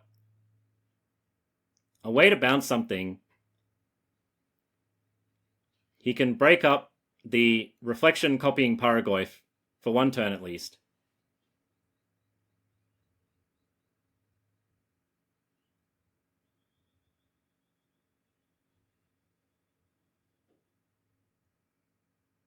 But by letting Felix untap with it, there's not going to be a clean answer.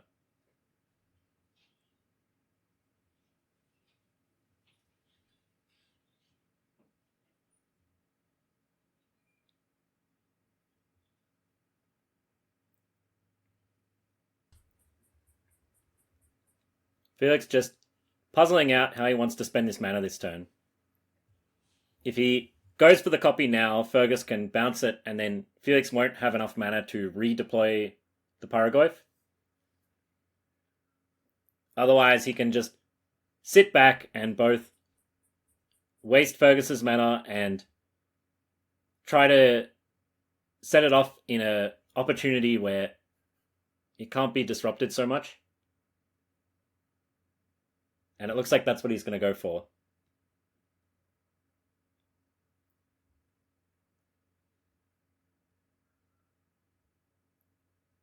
So Fergus gains 2, peels a Jace.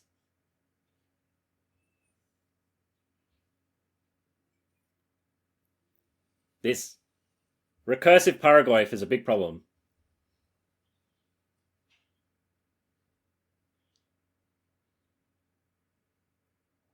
Currently, too small to take out the Jace.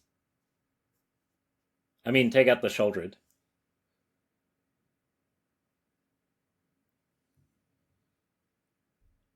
So he lets Felix go for it.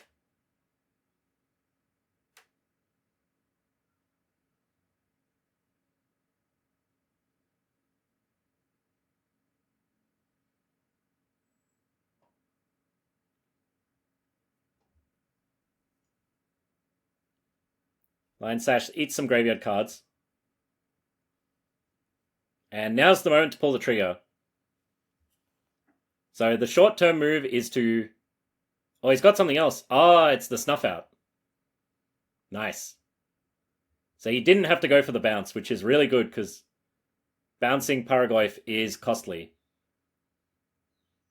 And now the reflection is unchecked, but it's not going to run away. There's nothing that impressive to copy. And it looks like Felix doesn't have the 5th land for Athari either.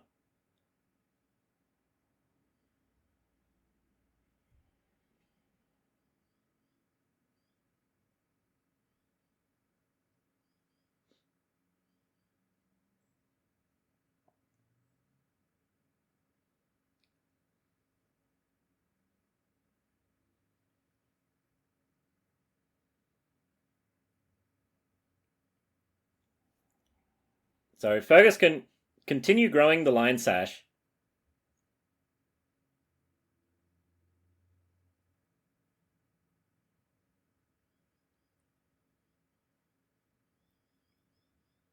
Guide of Souls representing at least a bit of life gain with the reflection. So Felix has got a bit of a trick he can do with the reflection is if you copy a creature on your opponent's end step, the creature does not die until your end step, so you get to make an attack with it and do the activation on your opponent's end step, which tends to be a safer time as you can activate, untap, and do something immediately after. And this also allows him to get 3 Guide of Souls in play at the same time.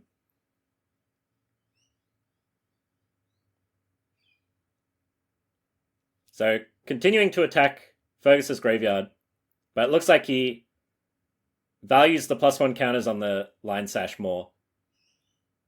If there was a really key combo piece, he could snipe it there. I don't think he's actually seen the Doomsday yet, but he's got to have some suspicion with Jace hanging out in the deck.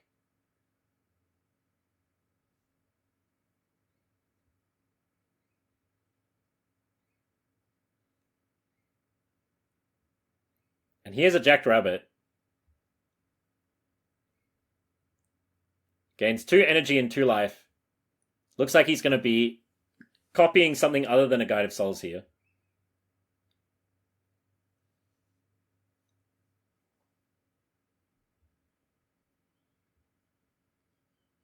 Notably, if he copies the Copter, it won't give him an Enters trigger, and he would have to crew it again. So, just moving to attacks here. He's got 3 energy, so he can jump the Lion Sash.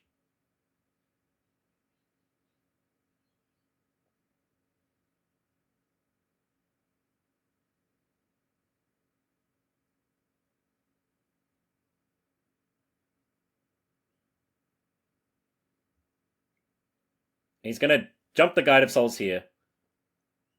Prevent it getting eaten by the Sheoldred.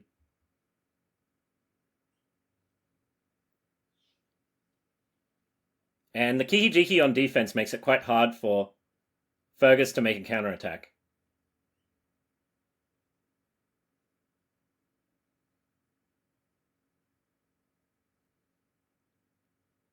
So the copied token of the Guide of Souls dies.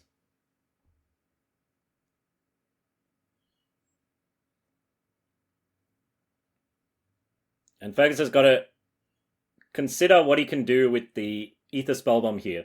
He might want to just cycle it off to hit his top decks. And there's Doomsday.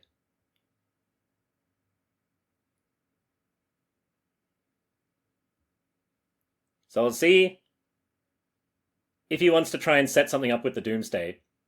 It depends how much time he's got. So he can't Doomsday and cast Jace in the same turn. He'll probably need to Doomsday and then just pass to the next turn. The question is, does he have a way to survive with only 7 life? He's got a pretty good handle on what Felix is capable of.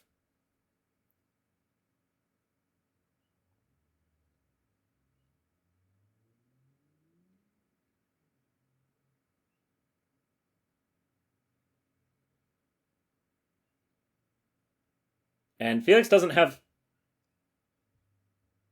much that is great to copy with the Reflection. He might actually be best off copying the Smuggler's Copter on the end step.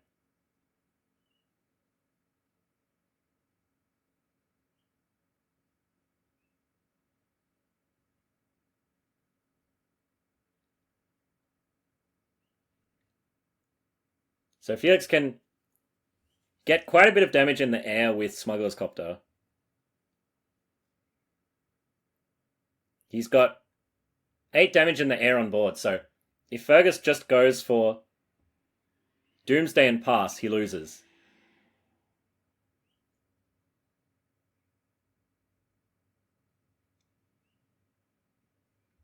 So he's got to go for Dark Confidant here and try to hit something off the top that can let him combo next turn, as he can't afford to halve his life total just yet.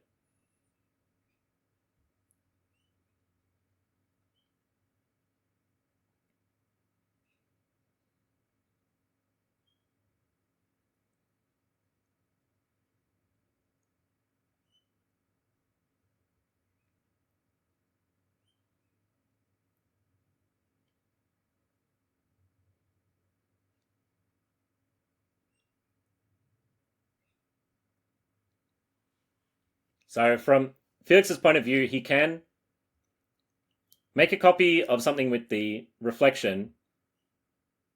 So he'll copy the Jackrabbit. With the Guide of Souls, the Jackrabbit attack trigger will get him up to 3 energy, so he can jump something else.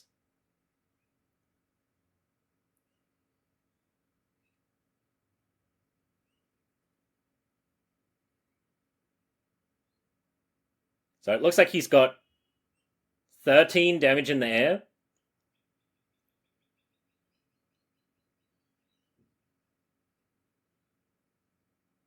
Unless he... No, he can't copy the Smuggler's Copter.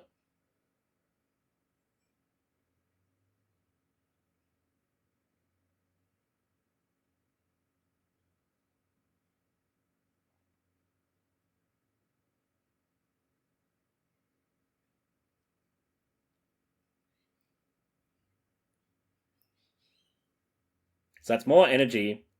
Next he'll get 4 more tokens, bringing him up to 6 energy, but he can only spend 3 of it on the Guide of Souls ability this turn. Oh, sorry, the Jackrabbit is going to make 8 tokens between the two of them.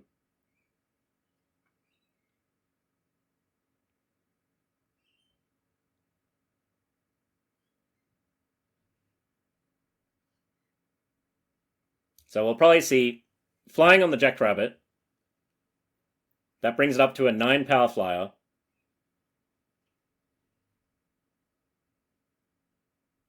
And then the Smuggler's Copter gets in for another 3. That's 12 damage.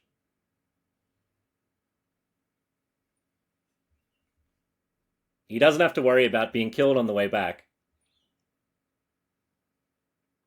So this is going to put... Oh, and he can pump with the Lion Sash once as well. So this is going to put Fergus down to 1. If he... I'm not sure what he can hit off of the Dark Confidant.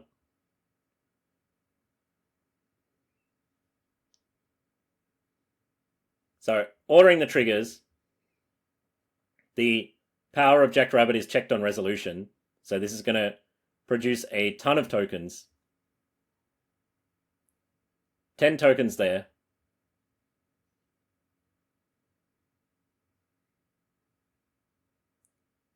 For another 10 life.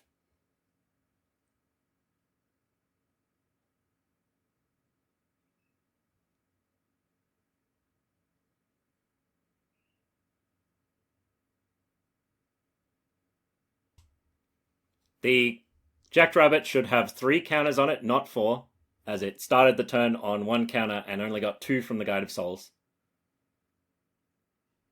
But not much Fergus could have drawn to get out of that. Jace plus Doomsday is a powerful combination, but you really want a cantrip to get things going. He would have had to line up Black Lotus and some other stuff. I'm sure a Doomsday expert could explain the sequence there. But, so Felix took round 3, and now we're on to the finals. This is a cross-pod finals. So Andre won his pod of Vintage Cube. Felix won his. So without drafting new decks, they're just going up against each other. So this is a rare cube game where both players can have access to the same card. It's not singleton between them.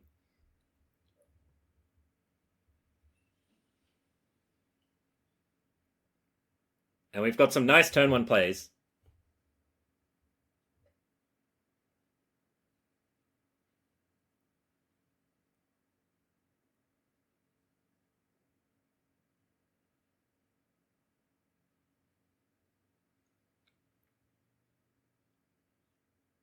Andre with a great value start, revealing Lutri, playing Sheldock Isle. If the game goes long, he's going to be well up in the cards race. And starting with more tap lands.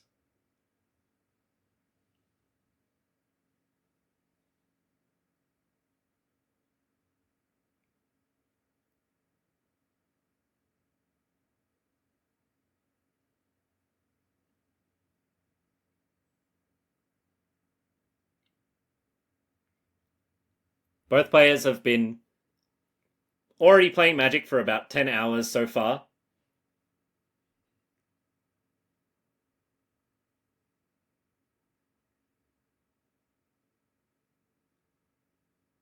So you've got a turn 2 Flicker Wisp.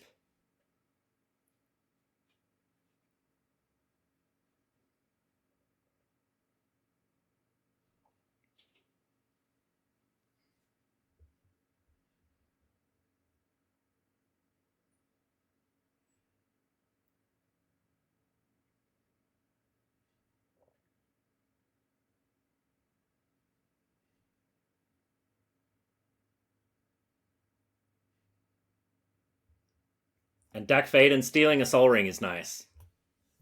This is a huge swing in power.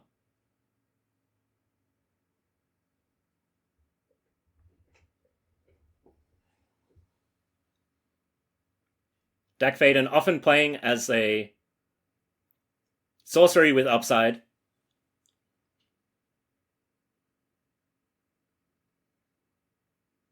Felix takes it out. Plays a 2-drop.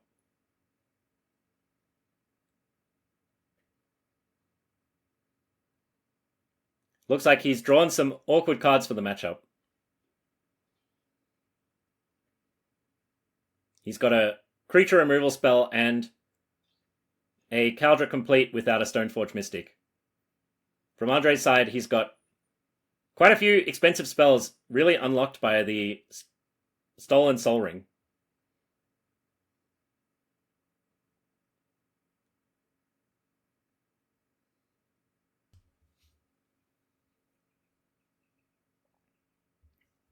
So he's got a Teferi and a Quantum Riddler he could deploy here.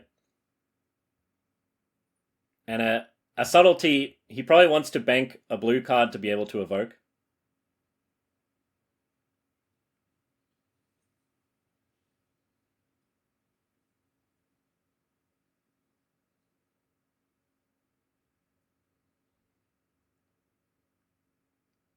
And Riddler is sick, blocks well.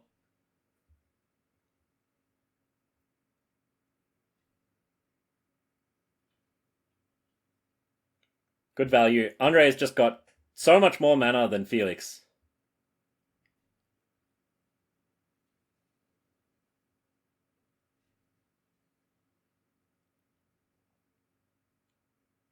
Felix is going to struggle to catch up.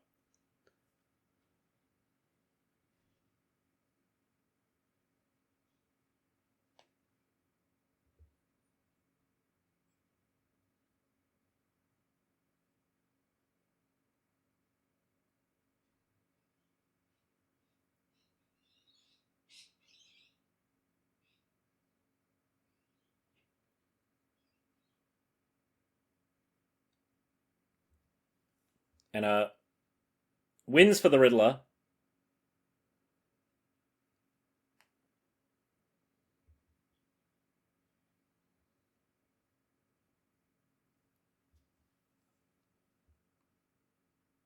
Felix's hand still very awkward. I think he was leaning on that Soul Ring quite a bit. He's got another 4-drop in his hand, a 2 damage burn spell, which isn't going to find a good target in this match. And I think not too happy about having to spend his turn casting Winds of Abandon, giving Andre a land that he can make good use of.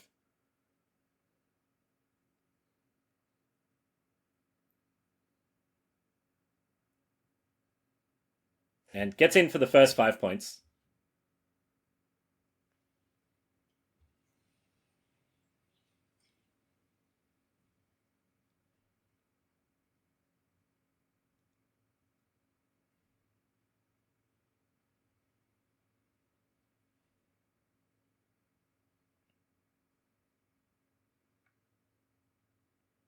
And Andre chooses not to crack the bauble just yet. So he's got a Wheel of Fortune hiding out in his hand. He might be wanting to deploy everything in his hand and then wheel. So he'd rather not draw the card until after he's discarded his hand.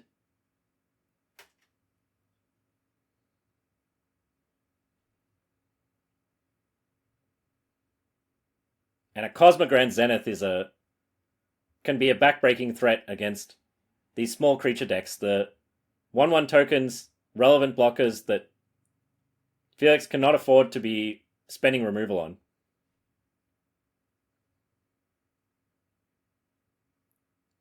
And Andre, tapping his Pain Land to leave up double blue, doesn't currently have a use for it, but he's representing it for Felix, and also in case he top decks it off of the Teferi activation.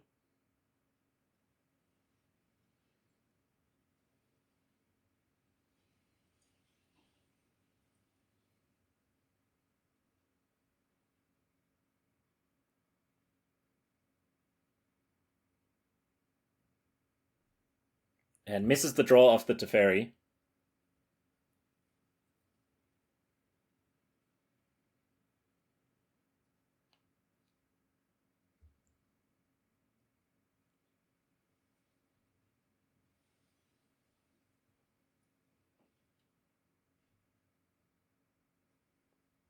So Felix can take out the Teferi. It's not great for him. The work already done by the Planeswalker. Not in a rush to deal with it. He can recast the Flicker Wisp and take out one of the tokens. Or he can Flicker Wisp his Soul Ring to get it back.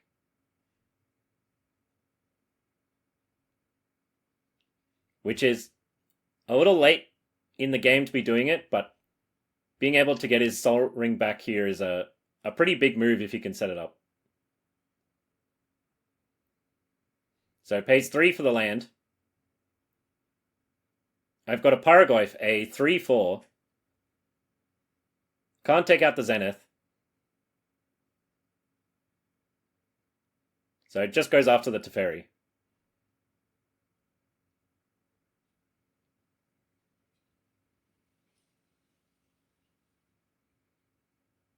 Now with Andre having a Wheel of Fortune here, we might see him wheeling and getting some triggers on the Cosmogrand Zenith. it is a bit of a risky move. You don't want to be wheeling and then passing the turn, especially when you're in a pretty stable position. But he's not in a commanding position. I think it's going to be necessary for him to use it at some point.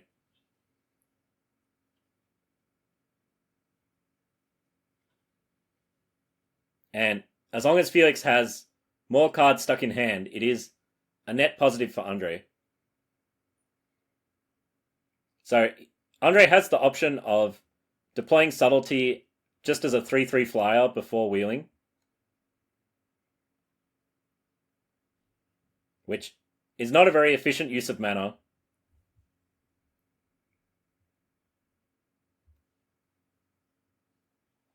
But it might be an acceptable play unless he thinks there's a particularly dangerous play out of Felix he's going to want mana up for, or a specific spell he's hoping to top deck off of the wheel.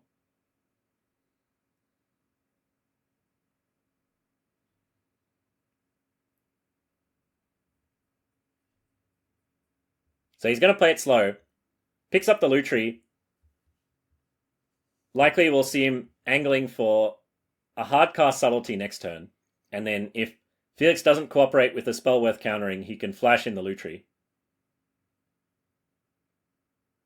And just cycling off the Eagles for now.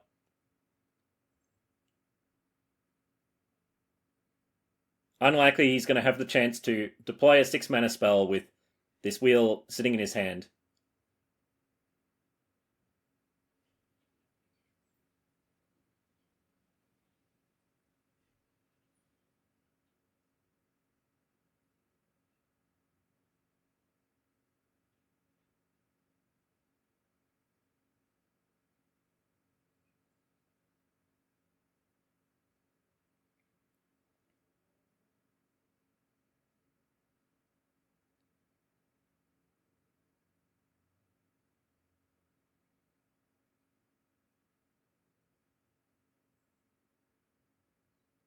So finds a Triumph off the Eagles.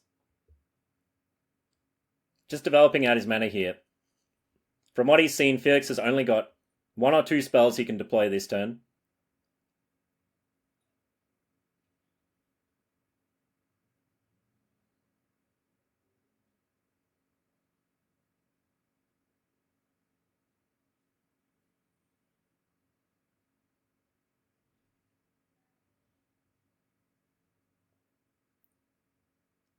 And with the 4th type, Pyrogoyf is up to a 4/5, so it's got a good attack here.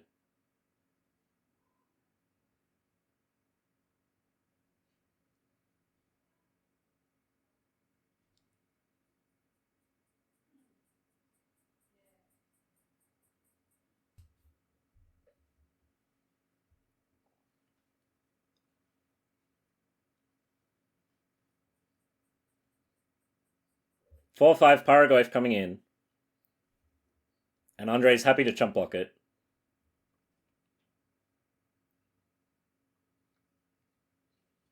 We'll see how wary Felix is going to be. Andre's left a bunch of blue mana open. But if he doesn't deploy his cards quickly enough, Andre is going to be able to wheel them out of his hand regardless.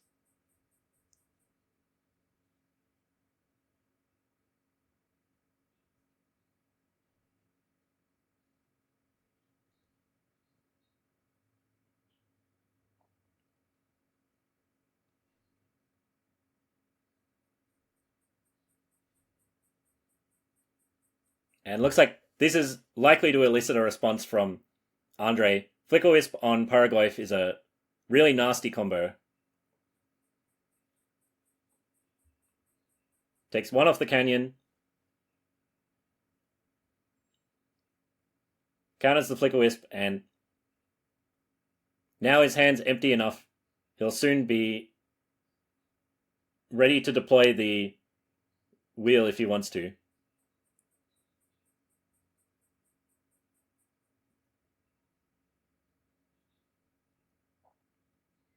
Which will also unlock the Shelldock Isle.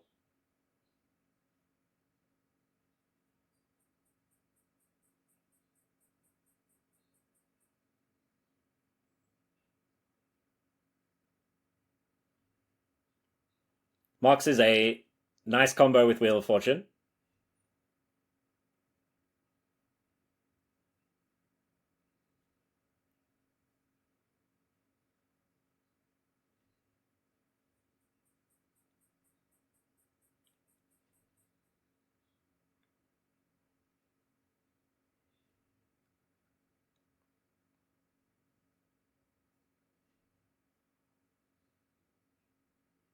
So Wheel triggers the Zenith.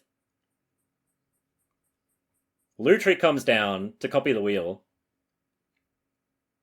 And also, I believe, to receive +1 counters from the Cosmic Grand Zenith.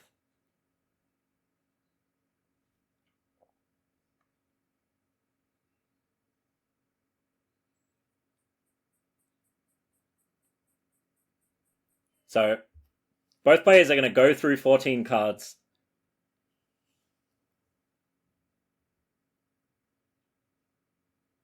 And Andre also getting the Flicker Wisp into the graveyard this way. Oh, and he's got an instant to cast between copies of the Wheel of Fortune.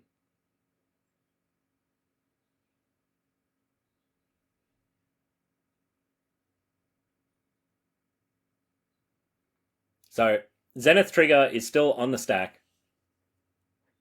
since Lutri was the third spell cast this turn. And Feelia gets flashed in. So, Zenith Trigger resolves, original Wheel of Fortune resolves.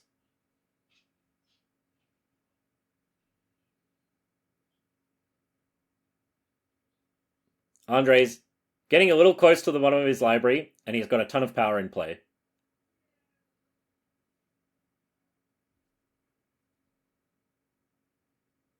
Plays his land for the turn.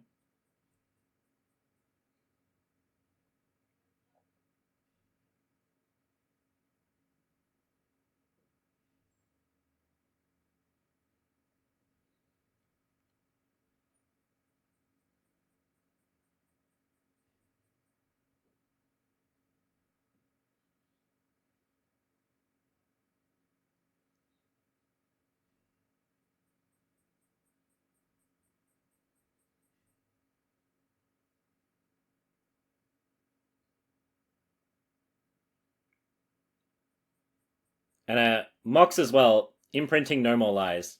So Andre's got 2 mana to work with.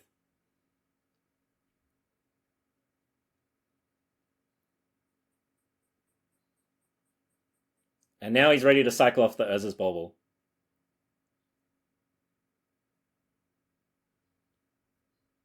So Felix has got a fresh grip of 7 cards. He's about to untap 4 lands. We'll see if he can put something together that competes with the board that Andre's assembled.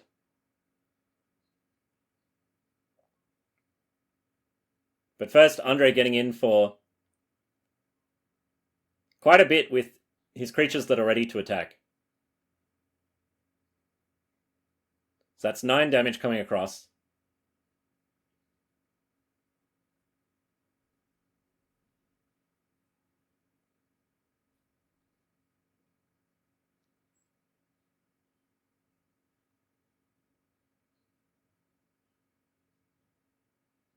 And Enduring Innocence, not high impact enough for Andre to counter.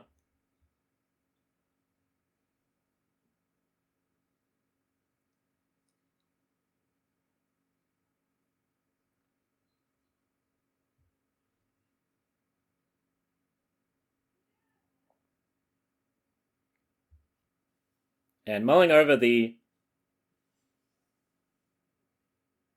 Jackrabbit for X equals 0, which will draw Felix a card and represent another blocker. So removes the lifelinker, denies the card draw. So Andre's got at least 4 in the air. And Feelia can take out one of the blockers. So looks like Andre's got lethal on board. As long as Felix doesn't have a Solitude or some other 0-mana way to break this up.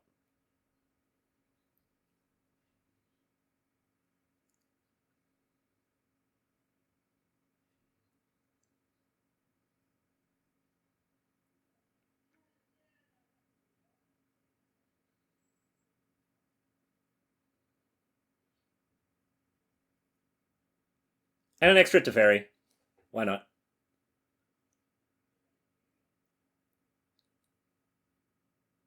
So, Andre takes game 1 of the finals. That was a huge mana advantage off of the Stolen Sol Ring. Really dictated the pace of the game. We saw Felix stuck with a hand that I think he kept largely on the back of that Sol Ring.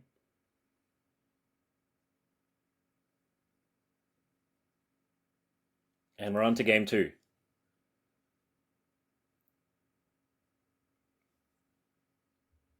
These players also currently the number 1 and 2 slots on the season leaderboard. So, very consistent performance here, making it back to the top of the tournament.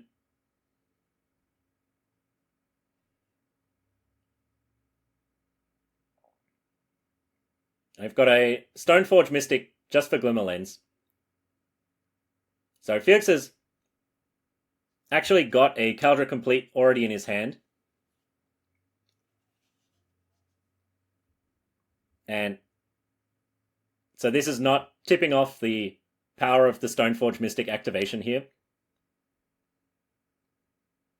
If Andre has removal for it, he's got to make some assessment as to whether he needs to remove the Stoneforge here.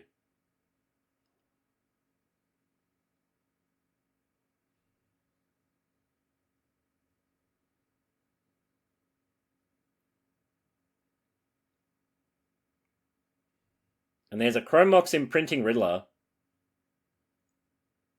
and a Dak Faden.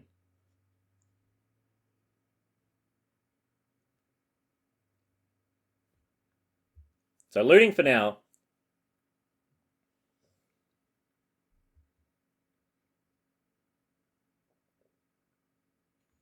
Likely looking for something proactive to get going, and an unchecked Dak Faden is a pretty good start.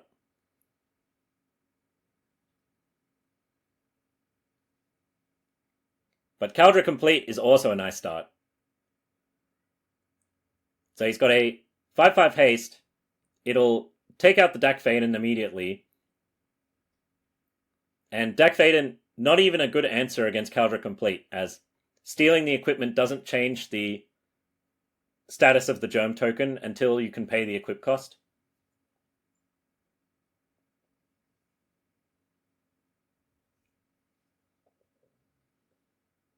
And Andre stuck with a Counterspell and Fourth Ilingus, both powerful cards, but cards that don't play so well from behind like this.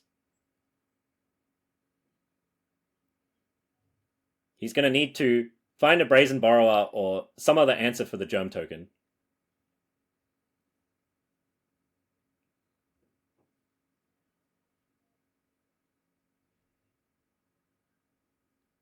Fortunately for Andre, the Kaldra Complete, unlike Batterskull, if you answer the Germ token, it is quite costly to make use of. It can't just be bounced and put back down with Stoneforge Mystic.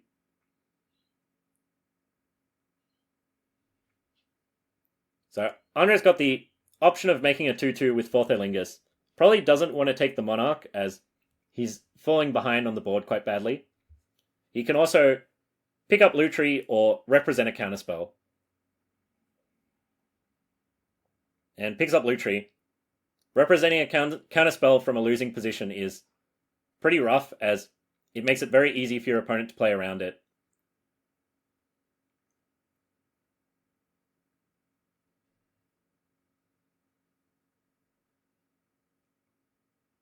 And going after Andre's mana source, just cutting down on the range of ways that he can get out of this situation. But no other plays out of Felix this turn. Looks like he might be constrained on white mana. He's got 3 mountains, 1 plains, and his deck's got quite a few double white costing spells. So we know that the Glimmer Lens he would have liked to deploy last turn. And Andre just passing with Lutri in the counterspell.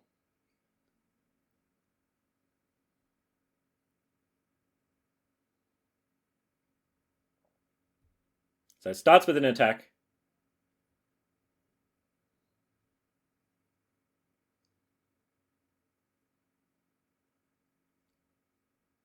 And Lutri's here as a blocker on the Stoneforge.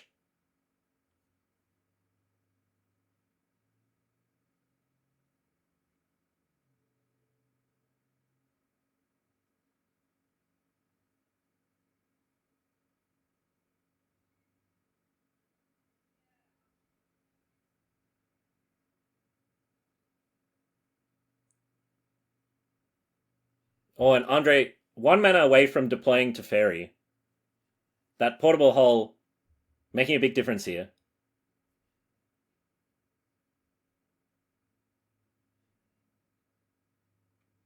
Kaldra complete. Not easy to manage through blockers.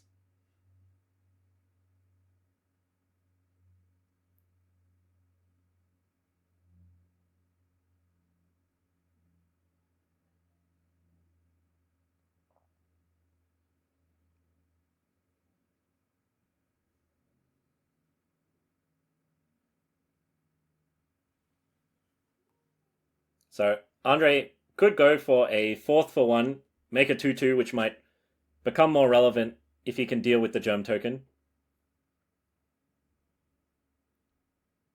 Otherwise, he can just leave up a mana leak for Felix's next play. But with Felix being constrained more on color than quantity of mana, there's a chance Felix's next play is a 2 mana white spell that he can't mana leak anyway.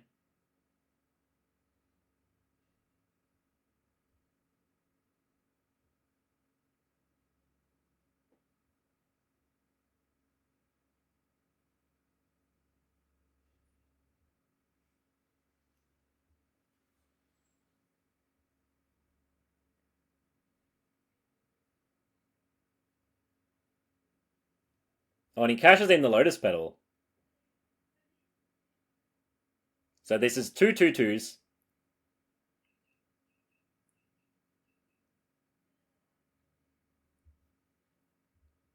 I think unlikely we will see him take the Monarch here.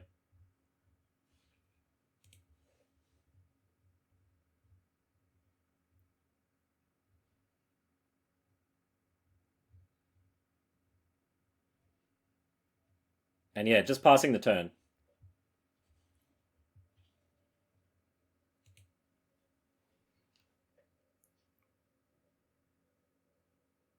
Oh, actually, sending it in. So he is going to become the Monarch. A high variance approach. If Andre manages to answer the Germ, he's going to have to take the Monarch back off of Felix.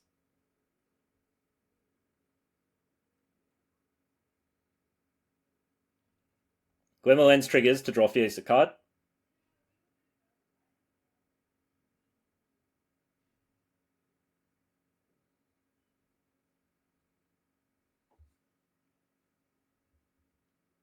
And Andre's got the option of trading with the Rebel token. Blocking Kaldra. Not going to get that much progress in the game as Kaldra's a 5/5 trample, indestructible first strike.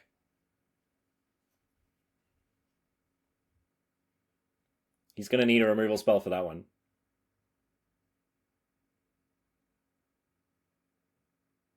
So it takes 5 damage.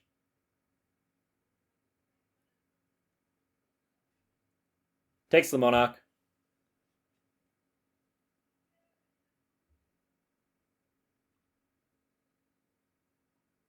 And Andre blocking with the Lutri over the token because he's got an Underworld Breach in hand. So he would actually rather get a card in his graveyard than have a 3-power creature.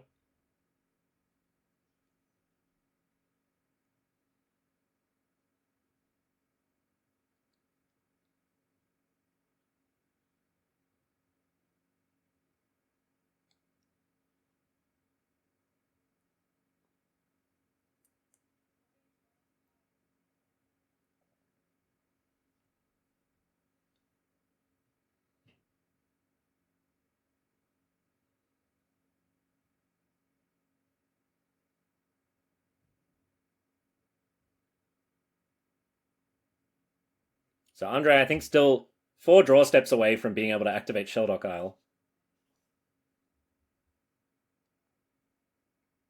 And without the Lotus Petal, he can't cast a Teferi this turn.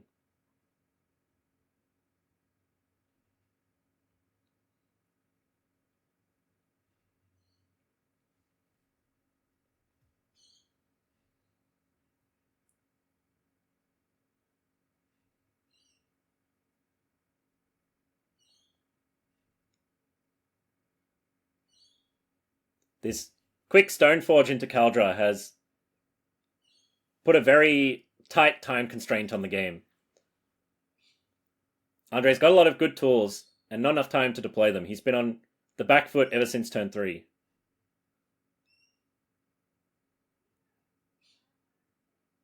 So it sends one knight in to take the Monarch.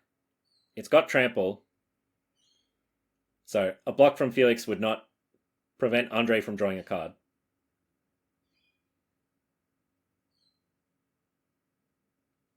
And passes and draws. So Andre's going to have to have a chump block on the Kaldra and some way to stop the 2 damage from the Enduring Innocence.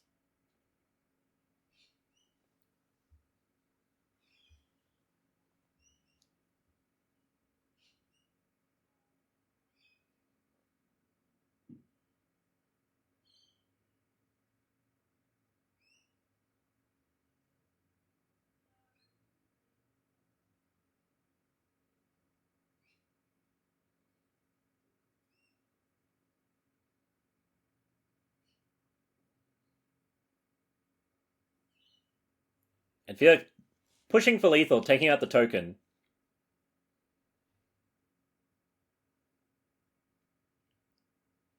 Andre has to force this with the Teferi.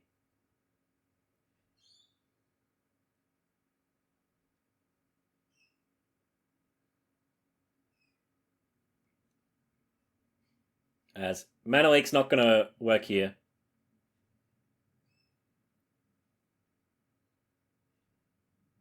Glimmerlens triggers. Andre's got to have a second blocker or a removal spell.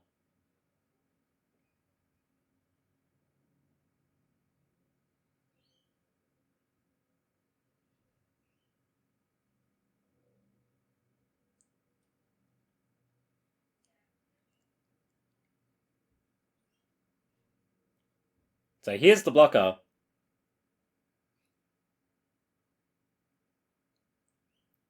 Very rough. If the Philia stuck around for a turn, it could exile the Germ token. But it looks like Andre's going to have to cash it in on a chump block here.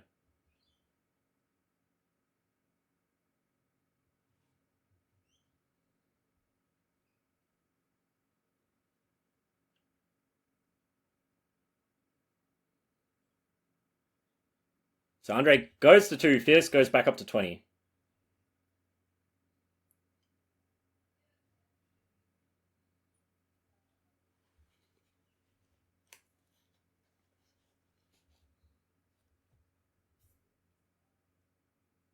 And just Soul Ring and passes the turn for now.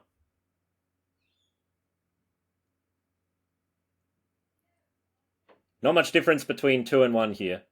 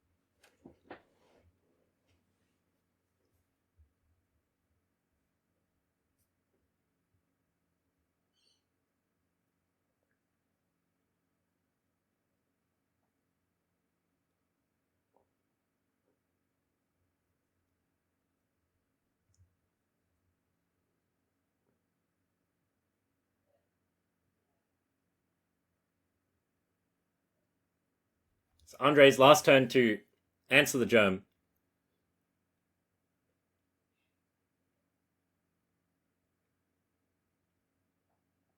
So he can Underworld Breach, make 1 mana with the Lotus Petal, and then cast any 3 mana spell from his graveyard. Dak Vaden could steal the equipment itself, but that wouldn't remove the buff from the germ.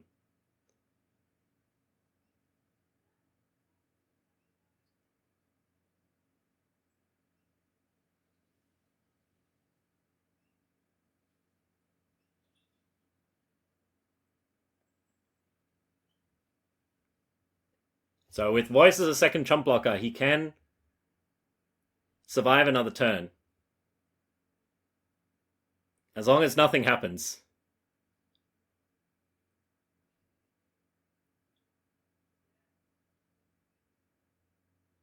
And Andre's still 2 draw steps away from activating the Shelldock Isle.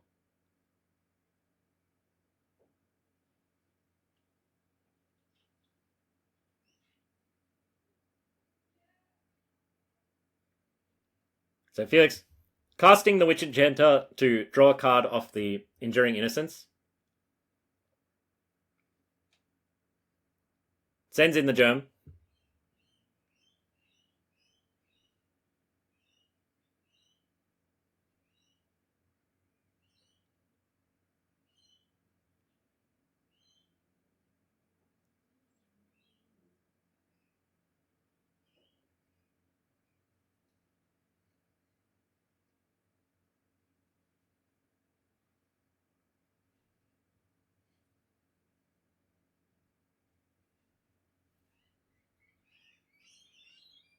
And Lightstall Inquisitor. Andre does care about the Underworld Breach as some kind of combo play may be his way out of this.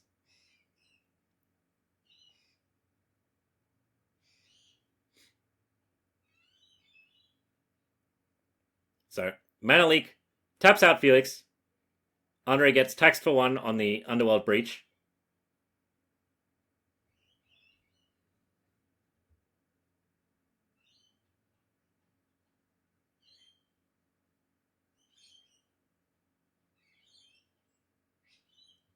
And moves the equipment.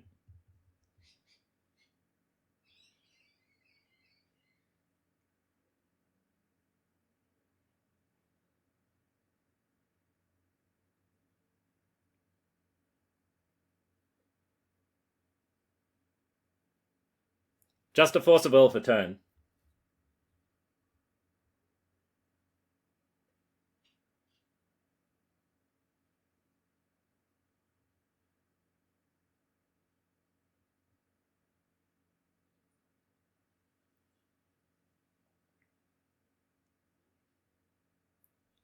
And it doesn't look like Andre's got a way to combo from here.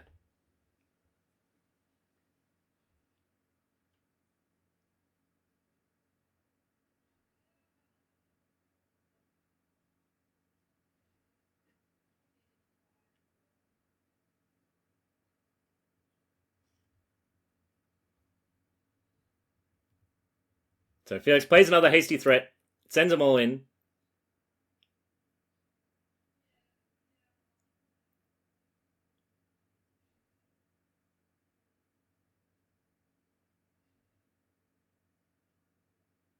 And evens it up, 1 game each. On to the final game of the night. It's tense. Both players have been at it for a long time. I'm sure they're getting worn out. Some of the best players in Sydney. And we've got a turn 2 Duelist of the Mind from Andre, off of a nice Mox start.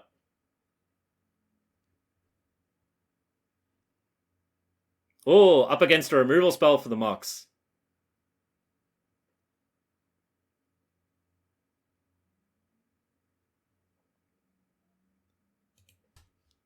This has been a good back and forth start to the match. And here's another piece of fast mana. Just in for 1.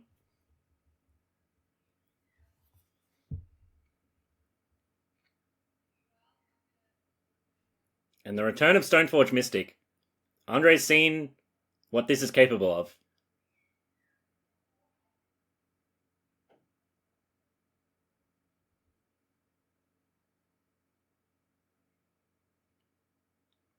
So he's going to burn the Lotus Petal and fire off a Remand on it.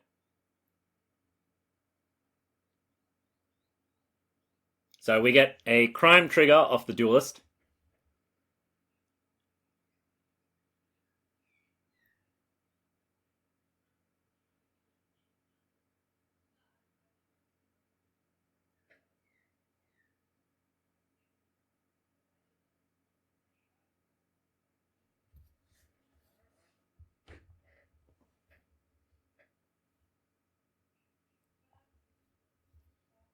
A tough choice on the discard. He's already gone down a ton of resources from the Lotus Petal and having his Mox blown up. So right now I think Andre would love to just land some kind of card advantage spell.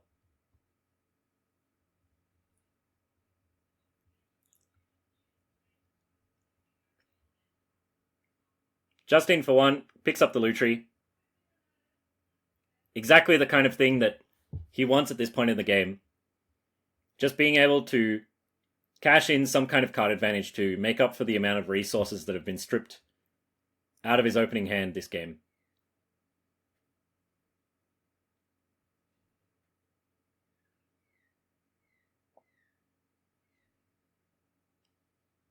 And starting off with a Fable here.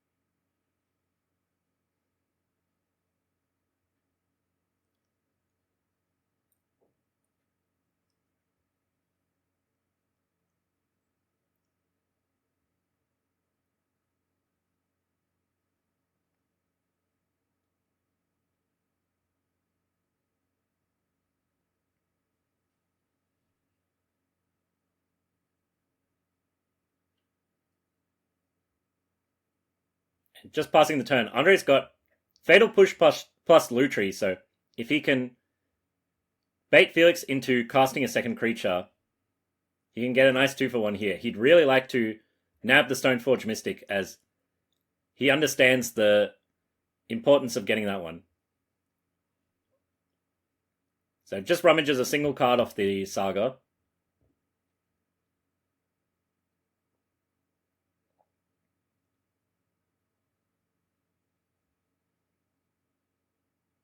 And an attack for a treasure here.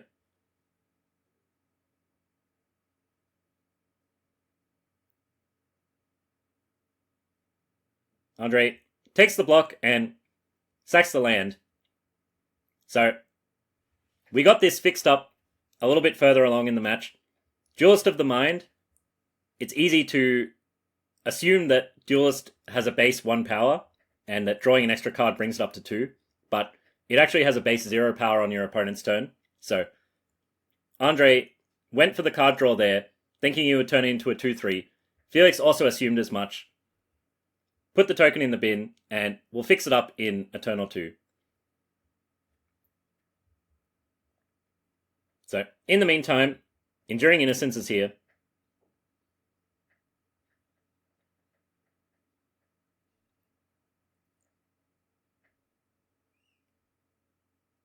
Along with a Stoneforge Mystic.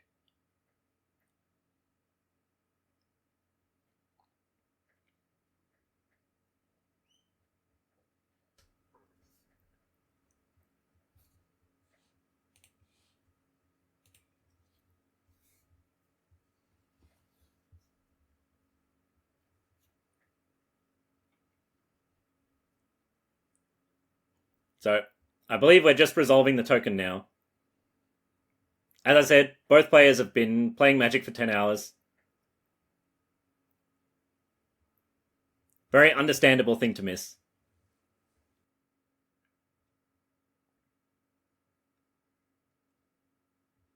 So, we've rewound to before Andre sacrificed the land, and then restored the game state. Stoneforge Mystic draws a card off the Enduring Innocence and tutors the Helm of Kaldra.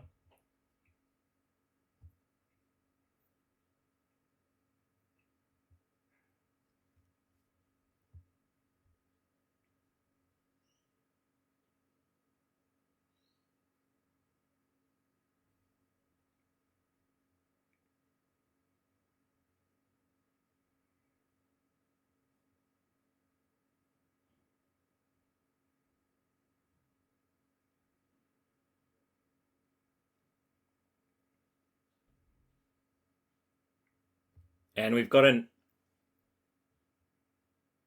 end step Fatal Push.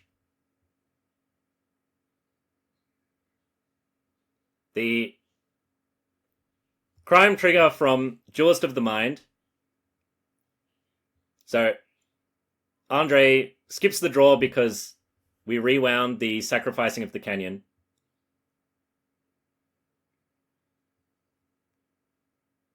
So does the discard off the Duelist here.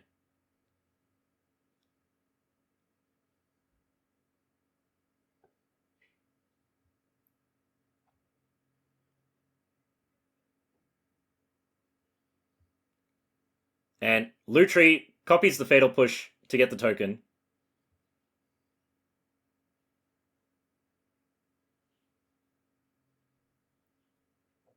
So, not letting Felix put the Kaldra Complete into play for free this time.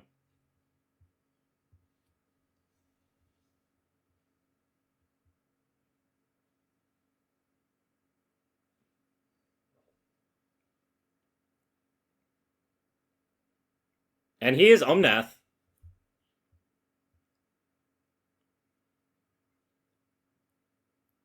A great top deck. Gains Andre 4 life.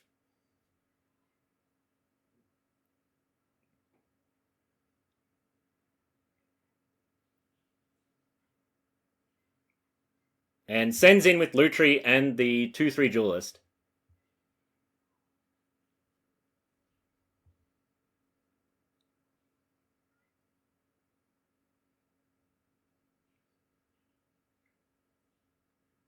Takes the trade with the Innocence. Innocence becomes an enchantment.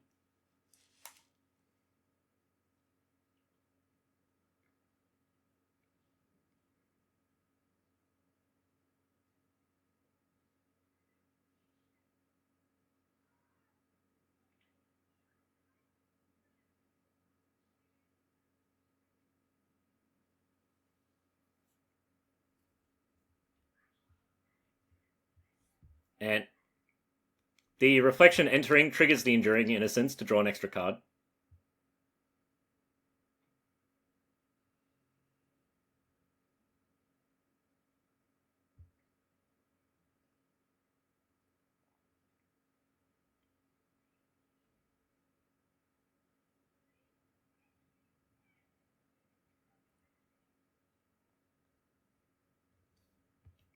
So, Omnath, a great way to gain life and make mana. It's going to take some serious work to get the damage trigger off of it. I think unlikely Andre's deck is built to do that. But as a big cantripping creature that gains 4 life every turn, it is really good in these kind of top deck situations. So we've got a Guide of Souls here. A Lion Sash.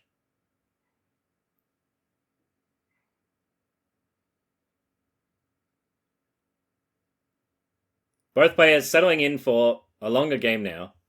The Reflection of Kiki-Jiki threatening to set up some combos by copying the right things.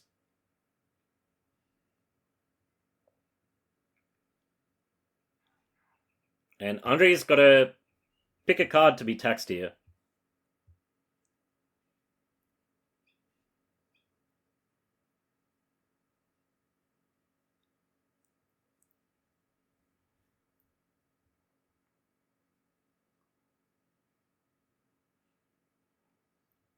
Looks like he's okay letting go of Mana Leak. This is also a consideration for with Duelist of the Mind providing some looting, as well as Dak Vaden. Andre doesn't necessarily want to tax his worst card, as he might be better off discarding it to the Duelist of the Mind. So here's Teferi.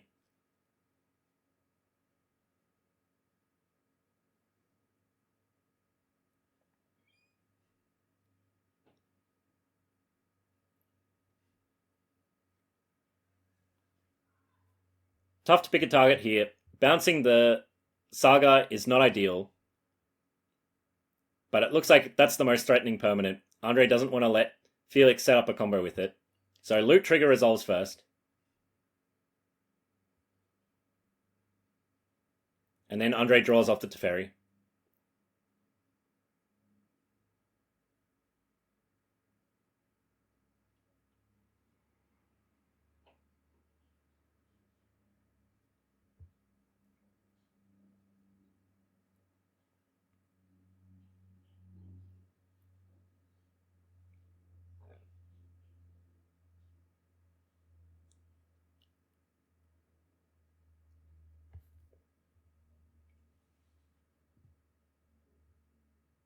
And this Urza's Bauble is a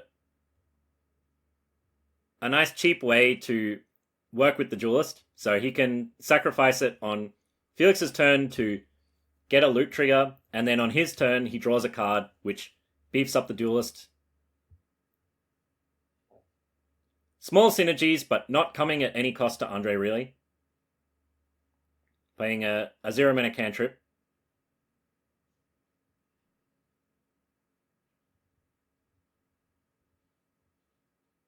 So sends it in for 3 this turn.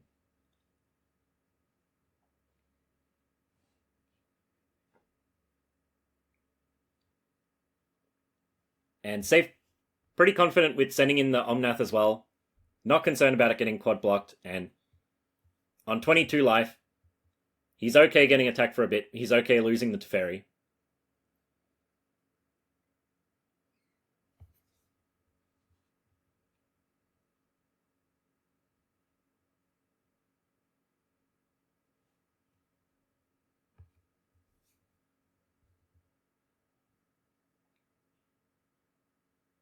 Oh, an Othari. This is a nicely high impact spell. This is going to fly right over, and an Othari that's unchecked for a couple turns can do a ton of damage.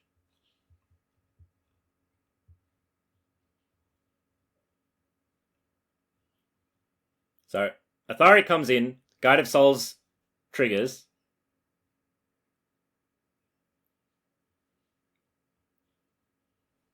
So he's going to jump the Inquisitor.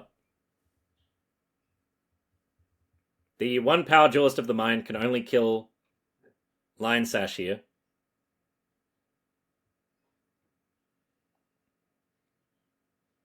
And Felix having to track energy and experience counters.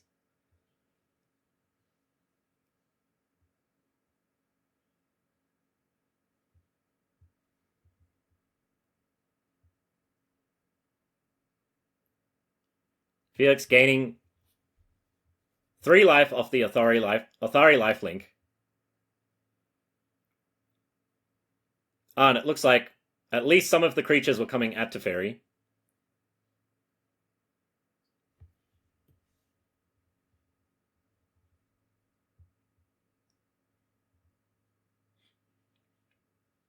So Crime Trigger off the Duelist.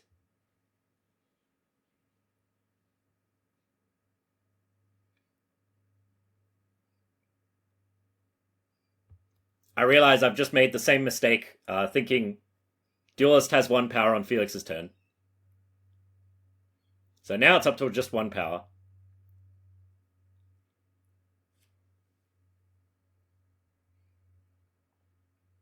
And Urza's Bauble trigger. Plus card for turn.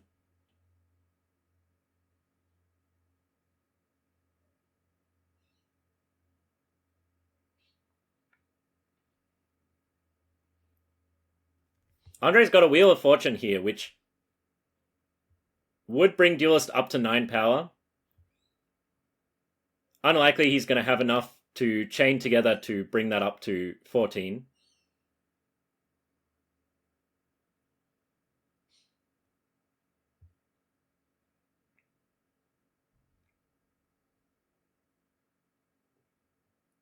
We haven't seen a second Wheel of Fortune out of him so far.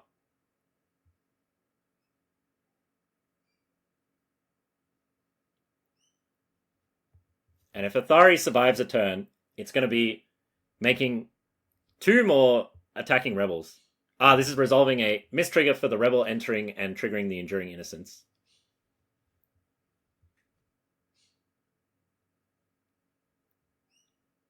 There's a lot going on with these triggered abilities once you get past a couple permanents in play.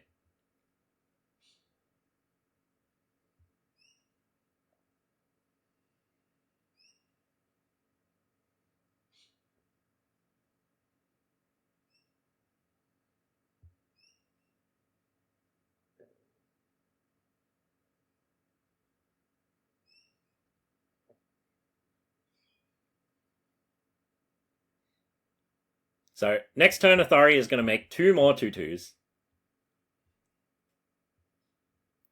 That'll provide Felix with enough energy to jump one of his creatures as well.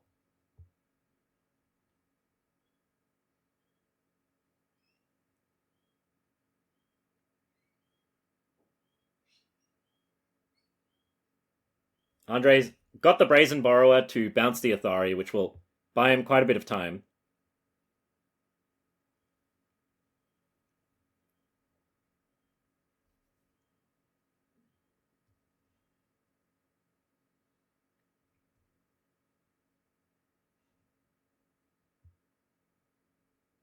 But he's also going to try and make some inroads on Felix's life total pretty quickly.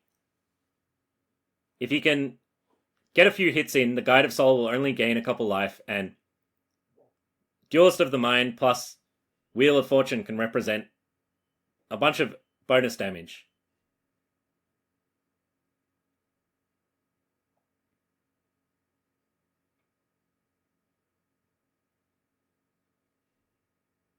If he has a way to trigger landfall 3 times, he might be able to do it with a Wheel of Fortune plus triple Omnath trigger. But we haven't seen that out of his deck so far.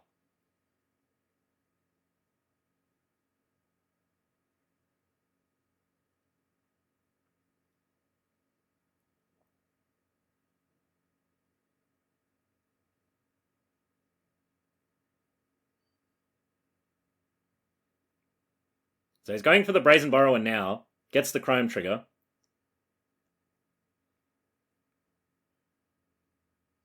I think was angling to hit a land drop there and just drew a spell.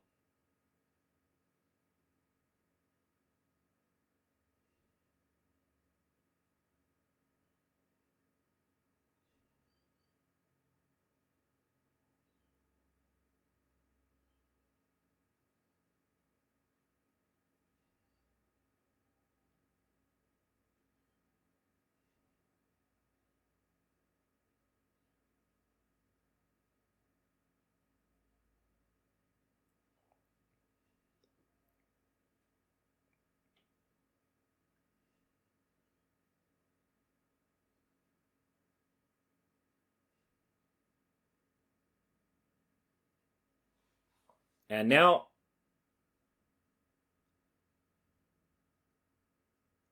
there is quite a bit of damage that Felix can push next turn. So odds are his best shot is to just slam down Athari and go in again. He'll make 2 more rebels, get 3 more energy. He'll be able to jump something.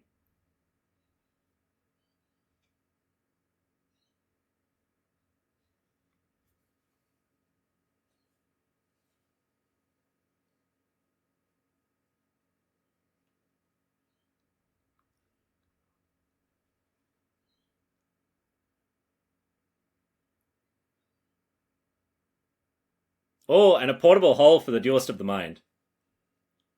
So between Guide of Souls and Athari, there's 11 damage coming through in the air. And then 4 creatures on the ground. That'll be exactly 4 damage on the ground. But Andre's got mana open. It's a a slightly risky thing to go for. And it's a lot of math to be doing this late at night.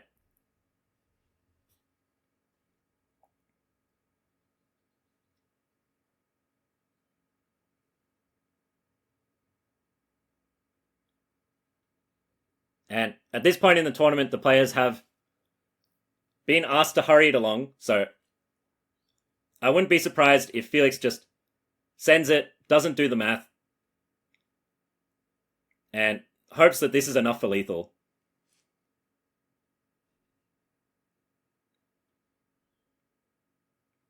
As with Athari coming in and the 2 extra counters from the guide, it certainly looks like it.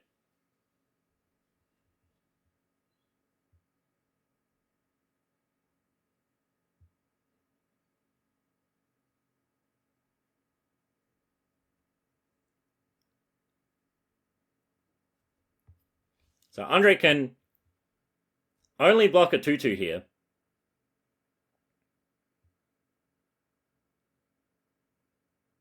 He takes 14 and goes all the way down to 1.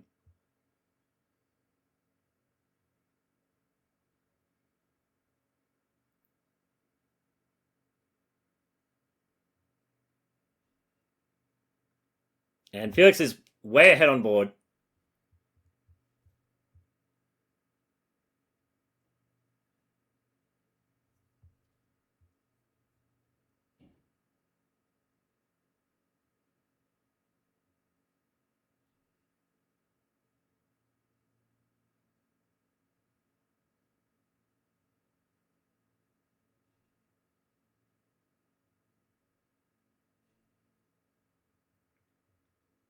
And Andre starts with an Underworld Breach. So this is his only route at this point in the game. His Lotus Petal lets him generate mana off the Underworld Breach.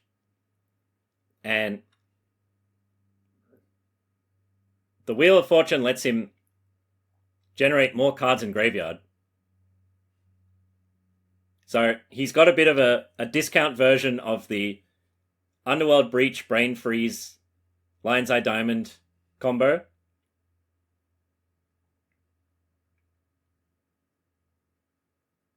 Fires off the Wheel of Fortune here. So each wheel is 7 more cards in graveyard, but he has to spend 12 cards in graveyard to do the loop, so he's going to have to hit something more impactful here. Oh, and a Lion's Eye Diamond changes the calculus quite a lot. So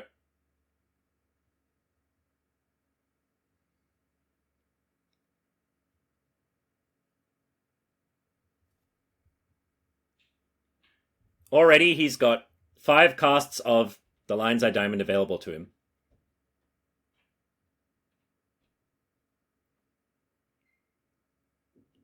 So he can generate 15 mana and quite a bit of Storm. If he's got a Storm card, very likely he has actually got the kill here.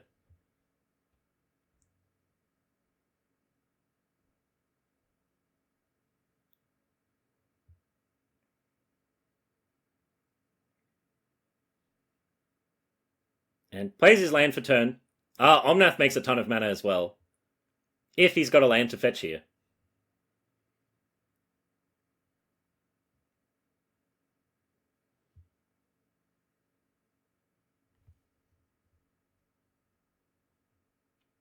This is the kind of board wipe adjacent utility you get out of combo setups. So even though Andre is completely behind on board, has no way of winning in a fair game, he's giving it a shot here. If he can generate a ton of mana and get some kind of combo kill out of this, even though it's not necessarily powerful on average, the ability to turn a lost match like this into a probability of winning is a really good way of playing from behind. Which is part of why in Vintage Cube we see these kind of fair mid-range strategies often folding to combo. They can get ahead on the board and in terms of value, and then they're still at risk of instantly dying to some kind of combo.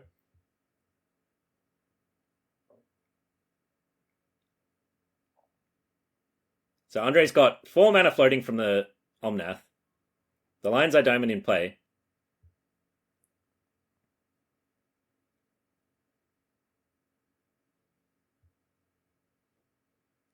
And enough resources to activate the Lion's Eye Diamond 6 times now.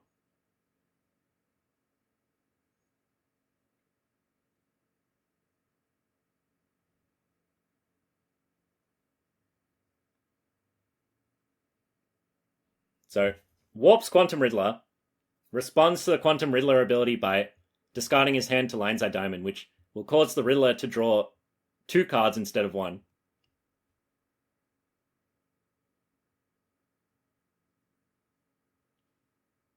Andre's up to 5 mana floating.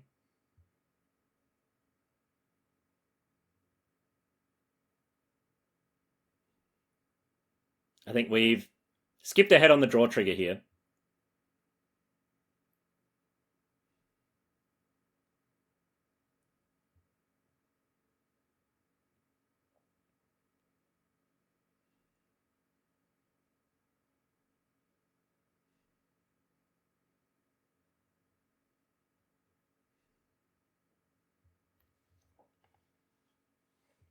I think trying to track whether those cards should be in exile and how many cards he's drawing off the Quantum Riddler.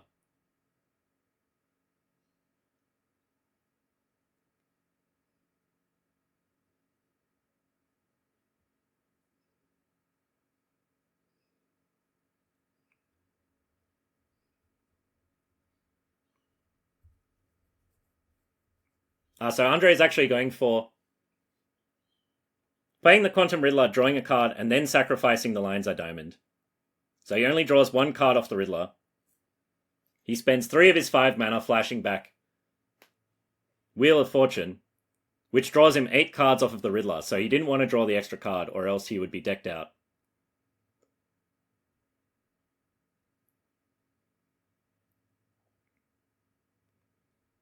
So he can't just flashback the Wheel of Fortune again for a win, though he would be able to cash it in for possibly a draw. Not sure how many cards are left in Felix's deck.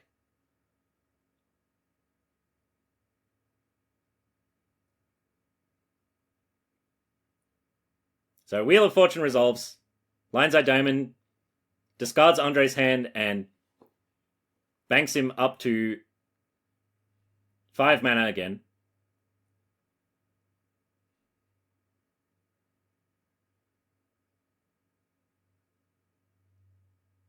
I believe he's got 4 casts of Lion's Eye Diamond left.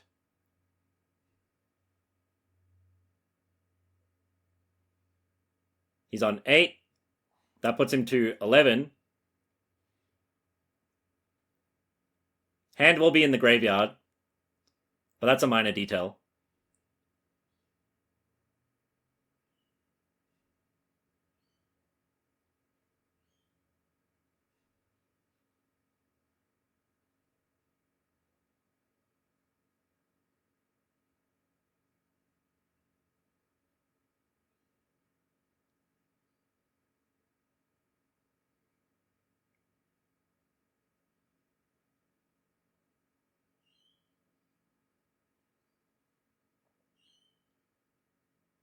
So he's on 8 mana now. If he sacks the LED, he goes to 11, 14, possibly 17, but with 14 he can flash back the 4th Erlingus for X equals 12, which would be 24 trample damage.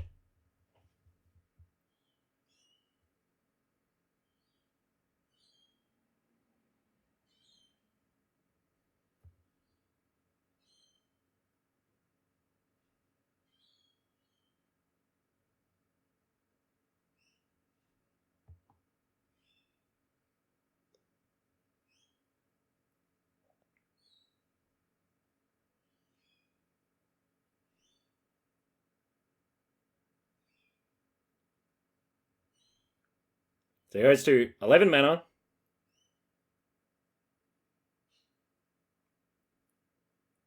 Recasts it. There's a a lot of game actions going on. 14 mana. That puts him to 17.